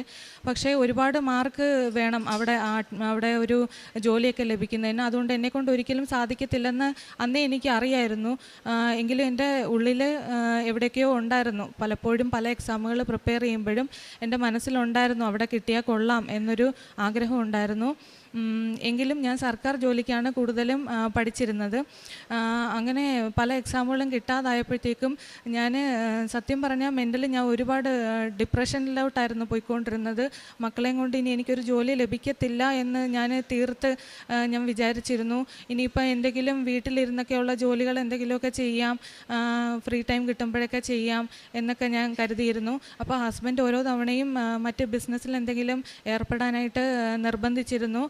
കാരണം സാമ്പത്തിക പ്രതിസന്ധി ഞങ്ങളെ നല്ല രീതിയിൽ ബാധിച്ചിട്ടുണ്ടായിരുന്നു. പക്ഷേ പുറത്താരെയും അറിയിക്കാൻ പറ്റാതെ ഞങ്ങൾ തന്നെ അത് കുഴപ്പമില്ല, ഇനി നെക്സ്റ്റ് ടൈം നോക്കാമെന്നും പറഞ്ഞിട്ട് അങ്ങനെ ഈ ഒരു തവണയും കൂടെ ഞാൻ എക്സാം എഴുതട്ടെ എന്നുള്ള രീതിയിൽ അങ്ങനെ പോയിക്കൊണ്ടിരിക്കുമായിരുന്നു. അങ്ങനെ ഇരിക്കുമ്പോഴാണ് ഞാൻ ഒരിക്കൽ 2022 മൊബൈലിൽ ഇങ്ങനെ ഞാൻ എന്തോ വീഡിയോകളൊക്കെ കണ്ടുകൊണ്ടിരിക്കുന്ന സമയത്ത് ഇവിടെ കൃപാസനത്തിൻ്റെ ഈ വീഡിയോയും സാക്ഷ്യവും ഞാൻ കാണാനിടയായത്. അങ്ങനെ ഞാൻ കൂടുതൽ ഇതിനെപ്പറ്റി സെർച്ച് ചെയ്യാൻ തുടങ്ങി. അങ്ങനെ പ്രാർത്ഥനയും മറ്റു കാര്യങ്ങളും ഉണ്ടെന്നും അതുപോലെ ഇവിടെ പ്രാർത്ഥിച്ചു കഴിഞ്ഞാൽ അതിൻ്റേതായ ഒരു വ്യത്യാസം നമുക്കുണ്ടാവും, എന്തൊക്കെയോ ആഗ്രഹങ്ങളൊക്കെ പലർക്കും സാധിച്ചു എന്നുള്ളതൊക്കെ എനിക്ക് യൂട്യൂബ് വീഡിയോയിൽ നിന്ന് എനിക്ക് മനസ്സിലായത്. അങ്ങനെ ഞാനിത് ഓൺലൈനായിട്ട് ഉടമ്പടി എടുക്കുന്നത് എങ്ങനെയാണെന്നൊക്കെ സെർച്ച് ചെയ്തിട്ട് ഞാൻ അങ്ങനെ ഓൺലൈൻ ഉടമ്പടി എടുത്തിരുന്നു. പക്ഷേ ഓൺലൈൻ ഉടമ്പടി എനിക്ക് വേണ്ട രീതിയിൽ അങ്ങോട്ട് പാലിക്കാനായിട്ട് എനിക്ക് കഴിഞ്ഞിട്ടില്ലായിരുന്നു. ഞാൻ ആ സമയത്ത് വയനാടായിരുന്നു ഹസ്ബൻഡിൻ്റെ കൂടെ താമസിച്ചിരുന്നത് ഫാമിലിയായിട്ട്. അപ്പോൾ അവധി സമയത്തൊക്കെ ആയിരുന്നു ഞങ്ങൾ നാട്ടിലേക്ക് വരുന്നത്. എനിക്ക് അവധി സമയത്ത് നാട്ടിലേക്ക് വരുമ്പോൾ പോലും എനിക്ക് ഭയങ്കര വിഷമമായിരുന്നു ആളുകളെയൊക്കെ ഫേസ് ചെയ്യാനായിട്ട്. കാരണം ഞാൻ ബിടെക് വരെ പഠിച്ചിട്ട് ഡിപ്ലോമ, ബിടെക്, പിന്നെ ബേസിക് ക്വാളിഫിക്കേഷൻ ടെക്നിക്കൽ സ്കൂളായിരുന്നു. ടെക്നിക്കൽ ഫീൽഡിൽ നിന്ന് ഇത്രത്തോളം എത്തിയിട്ടും ഒരു ജോലി ഇതുവരെ ആയിട്ടില്ലല്ലോ, PSC പ്രിപ്പയർ ചെയ്തു അതിനും ഒന്നും ശരിയായിട്ടില്ലല്ലോ എന്നുള്ള എനിക്ക് കുറ്റബോധം നല്ല രീതിയിലുണ്ടായിരുന്നു. അങ്ങനെ എനിക്ക് ഭയങ്കര വിഷമമായിരുന്നു ആളുകളെ ഫേസ് ചെയ്യാൻ തന്നെ. അങ്ങനെ ഇരിക്കുമ്പോൾ 2022 ഇനിയിപ്പോൾ ഓൺലൈൻ ഉടമ്പടി എനിക്ക് എന്തായാലും അത് പാലിക്കാൻ കഴിഞ്ഞിട്ടില്ല. അപ്പോൾ അതുകൊണ്ട് ഇവിടെ നേരിട്ട് വന്ന് തന്നെ ഉടമ്പടി എടുക്കാമെന്ന് ഞാനങ്ങ് തീരുമാനിച്ചു. അങ്ങനെ ചെറിയ മോനെയും കൊണ്ട് ഇളയ ആളിനെയും കൊണ്ട് അന്ന് കൈക്കുഞ്ഞായിട്ടിരിക്കുന്ന സമയത്തായിരുന്നു 2022 ഡിസംബർ 29 ഞാൻ ആദ്യമായിട്ട് ഉടമ്പടി എടുക്കാനായിട്ട് ഇവിടെ വന്നിരുന്നു. ഇവിടെ 1-2 ചേച്ചിമാരൊക്കെ ആയിരുന്നു എൻ്റെ ബാഗും മറ്റ് സാധനങ്ങളും ഒക്കെ കുഞ്ഞുള്ളതുകൊണ്ട് എനിക്ക് പിടിച്ചിരുന്നത്. ഞാൻ അവിടെ മുകളിൽ ഫസ്റ്റ് ഫ്ലോറിൽ നിന്നിട്ട് ഭയങ്കര പാടുപെട്ട് ഞാൻ നിന്നിട്ടാണ് അവനെയും കൊണ്ട് ഞാൻ ആ കൗൺസിലിംഗ് ക്ലാസ്സൊക്കെ അറ്റൻഡ് ചെയ്തത്. അന്ന് തൊട്ടേ ഞാൻ ഉടമ്പടിയിലെടുത്തു. 2022 ഡിസംബർ 29 ഞാൻ ആദ്യമായിട്ട് ഉടമ്പടി എടുത്തു. അതിനുശേഷം എന്നെക്കൊണ്ട് പറ്റുന്ന രീതിയിലൊക്കെ ഞാൻ ഉടമ്പടിയിൽ തന്നെ നിൽക്കാനായിട്ടും നാട്ടിലേക്ക് വരുമ്പോൾ തന്നെ ഞാൻ പുതുക്കാനായിട്ടും വരുമ്പോഴെല്ലാം ഞാൻ നാട്ടിലേക്ക് വരുമ്പോഴെല്ലാം ഇവിടെ വന്നു പോകാനും ഉടമ്പടി പുതുക്കാനായിട്ടും ഞാൻ ശ്രമിച്ചിരുന്നു. പത്രങ്ങൾ ഞാൻ ഒരുപാട് സ്ഥലത്തായിട്ട് കൊണ്ടു കൊടുത്തു. പല സ്ഥലത്തു നിന്നും നമുക്ക് നല്ല രീതിയിലുള്ള ഒരു റെസ്പോൺസ് ഒന്നും കിട്ടിയിരുന്നില്ലെങ്കിൽ പോലും ഞാൻ എന്തായാലും ഇതിൽ തന്നെ തുടരാനായിട്ട് ഞാൻ തീരുമാനിച്ചിരുന്നു. കാരണം എൻ്റെ ചെറുപ്പം മുതലേ എനിക്ക് മാതാവിനെയും തിരുകുമാരനെയും ഒരുപാട് ഇഷ്ടമാണ്. അപ്പം മാതാവിൻ്റെ ആ ഒരു വാത്സല്യമൊക്കെ എനിക്ക് ചെറിയ രീതിയിൽ എനിക്ക് അനുഭവപ്പെട്ടിട്ടുണ്ട്. എനിക്ക് ആ ഒരു കാര്യങ്ങളെല്ലാം പ്രാർത്ഥനകളും മറ്റ് ജപമാല പ്രാർത്ഥനകളും അതുപോലെ തന്നെ ഒരുപാട് ഗാനങ്ങളും ഒക്കെ എനിക്ക് ഒരുപാട് ഇഷ്ടമാണ്. അതൊക്കെ എനിക്ക് കുറേയൊക്കെ അറിയായിരുന്നു. ബൈബിള് ഞാൻ റീഡ് ചെയ്യാൻ എനിക്ക് അറിയത്തില്ല, പക്ഷെ ഞാനിങ്ങനെ കേട്ടിട്ടൊക്കെ ഉണ്ട്. പലരും ഫ്രണ്ട്സൊക്കെ വായിക്കുന്നതൊക്കെ ഞാൻ ശ്രദ്ധിക്കുമായിരുന്നു. അങ്ങനെ ഞാൻ എന്തായാലും ഉടമ്പടിയിൽ അങ്ങനെ കഴിഞ്ഞു പോയ സമയത്ത് ഞാൻ ഈ കേന്ദ്ര സർക്കാർ സ്ഥാപനത്തിൽ ഞാൻ ഇൻഡസ്ട്രിയൽ വിസിറ്റ് ചെയ്ത് പണ്ട് ഞാൻ മനസ്സിൽ ഓർത്ത അതേ കേന്ദ്ര സർക്കാർ സ്ഥാപനത്തിലേക്ക് ഞാൻ ഒരു കോൺട്രാക്റ്റ് ബേസിൽ ഒരു എക്സാമിന് വേണ്ടി അപ്ലൈ ചെയ്തിരുന്നു. ബയോഡേറ്റ കൊടുത്തിട്ട് ഞാൻ അങ്ങനെ എക്സാം അപ്ലൈ ചെയ്തിരുന്നു. അതിൻ്റെ റിട്ടൺ എക്സാമിനും ഇൻ്റർവ്യൂവിനുമായിട്ട് കോൺട്രാക്റ്റ് ആണെങ്കിൽ പോലും അവർ റിട്ടണും ഇൻ്റർവ്യൂ നടത്തി തന്നെ എടുക്കത്തോളം എന്നാണ് അറിയാൻ കഴിഞ്ഞത്. അങ്ങനെ ഞാൻ വയനാട് നിൽക്കുന്ന സമയത്ത് എനിക്ക് മെയിൽ വഴി റിട്ടൺ എക്സാം ഉണ്ട്, അന്നേ ദിവസം തന്നെ ഇൻ്റർവ്യൂ ഉണ്ടെന്ന് എനിക്ക് മെയിൽ വഴി സാർ എന്നെ അറിയിച്ചു. അങ്ങനെ ഞാൻ ഒരുപാട് പേടിച്ചിട്ടാണ് ഞാൻ ആ റിട്ടൺ എക്സാം പോയത്. കാരണം നല്ല ടഫായിരുന്നു. കോൺട്രാക്റ്റ് ആണെങ്കിൽ പോലും ശരിക്കും ഒരു പെർമനൻറ്റ് ജോബിൻ്റെ അതേ ടഫോട് കൂടിയായിരുന്നു എനിക്ക് ആ എക്സാം. ഞാൻ ഉടമ്പടി വസ്തുക്കളായ ഉപ്പും തൈലവും അമ്മയുടെ കാശുരൂപവും ഞാൻ ചേർത്ത് പിടിച്ചുകൊണ്ട് ഒരുപാട് വിഷമിച്ച് ഞാൻ വയനാട് നിന്ന് വന്ന് തിരുവനന്തപുരത്ത് വന്നിട്ടാണ് ഞാൻ ആ എക്സാം അറ്റൻഡ് ചെയ്തത്. ഞാൻ ഒറ്റയ്ക്കാണ് ആ എക്സാമിന് വന്നത്. എക്സാമിന് വന്നപ്പോൾ എനിക്ക് ഒരുപാട് പ്രതിസന്ധികളുണ്ടായിരുന്നു. എനിക്ക് നല്ല രീതിയിൽ ജലദോഷവും പനിയും ശരീരവേദനയും അങ്ങനെയൊക്കെ ഒരുപാട് ബുദ്ധിമുട്ടുകൾ എന്നെ അലട്ടിയെങ്കിലും ഞാൻ മാതാവ് എനിക്ക് തരും, അല്ലെങ്കിൽ മാതാവ് ആഗ്രഹിക്കുന്നുണ്ടെങ്കിൽ എനിക്ക് അങ്ങനെ ഒരു ജോലി എനിക്ക് ലഭിക്കുമായിരിക്കും എന്ന പ്രതീക്ഷയിൽ തന്നെ ഞാൻ എക്സാം വന്ന് അറ്റൻഡ് ചെയ്തു. എക്സാം കഴിഞ്ഞ് നല്ല ടഫായതുകൊണ്ട് ദൈവമേ ഞാൻ ഇപ്പം തന്നെ തിരിച്ചു കൊണ്ട് വരുമോ എന്നൊരു പേടി എൻ്റെ ഉള്ളിലുണ്ടായിരുന്നു. പക്ഷേ 1-1.5 മണിക്കൂറിന് ശേഷം തന്നെ ആ 10 പേര് എക്സാം, ഞാൻ ഉൾപ്പെടെ 10 പേര് എക്സാം എഴുതിയതിൽ 5 പേരെ സാറ് വിളിച്ചു. അതിൽ ആദ്യത്തെ കോൾ എനിക്കായിരുന്നു. നിങ്ങൾ റിട്ടേൺ എക്സാം ക്ലിയർ ആയി, ഇനി ഇൻ്റർവ്യൂവിന് പ്രിപ്പയർ ചെയ്തു, 1 മണിക്കൂറിനകം ഇൻ്റർവ്യൂ ഉണ്ടെന്ന് പറഞ്ഞു. എനിക്ക് എന്താ ചെയ്യേണ്ടത്, ഇൻ്റർവ്യൂവിന് എങ്ങനെയാണ് പ്രിപ്പയർ ചെയ്യേണ്ടതെന്ന് എനിക്ക് അറിയില്ലായിരുന്നു. കാരണം ഞാൻ അത്രയും പാടായിട്ട് ഒരു എക്സാമും ഇതുവരെ എഴുതിയിട്ടില്ല, പ്രത്യേകിച്ച് ടെക്നിക്കൽ ഫീൽഡ്. ഞാൻ 2012 കോഴ്സ് കഴിഞ്ഞിട്ട് ഈ 12 വർഷത്തിന് ശേഷമാണ് ഞാൻ ഈ ഒരു ടെക്നിക്കൽ ഫീൽഡിലേക്ക് എക്സാമിന് പ്രിപ്പയർ ചെയ്യുന്നത്. വേണ്ട രീതിയിലുള്ള പ്രിപ്പറേഷനൊന്നും പറ്റുന്നില്ലെങ്കിലും ഞാൻ മാതാവിനെ ചേർത്ത് പിടിച്ചുകൊണ്ട് ഇൻ്റർവ്യൂ എന്തായാലും അറ്റൻഡ് ചെയ്യാമെന്നുള്ള ധാരണയിലെത്തി. അങ്ങനെ ഞാൻ ഇൻ്റർവ്യൂ കഴിഞ്ഞു. ഞങ്ങൾ 10 പേരിൽ 5 പേര്, ഞാൻ ഉൾപ്പെടെ 5 പേര് ഷോർട്ട് ലിസ്റ്റായി.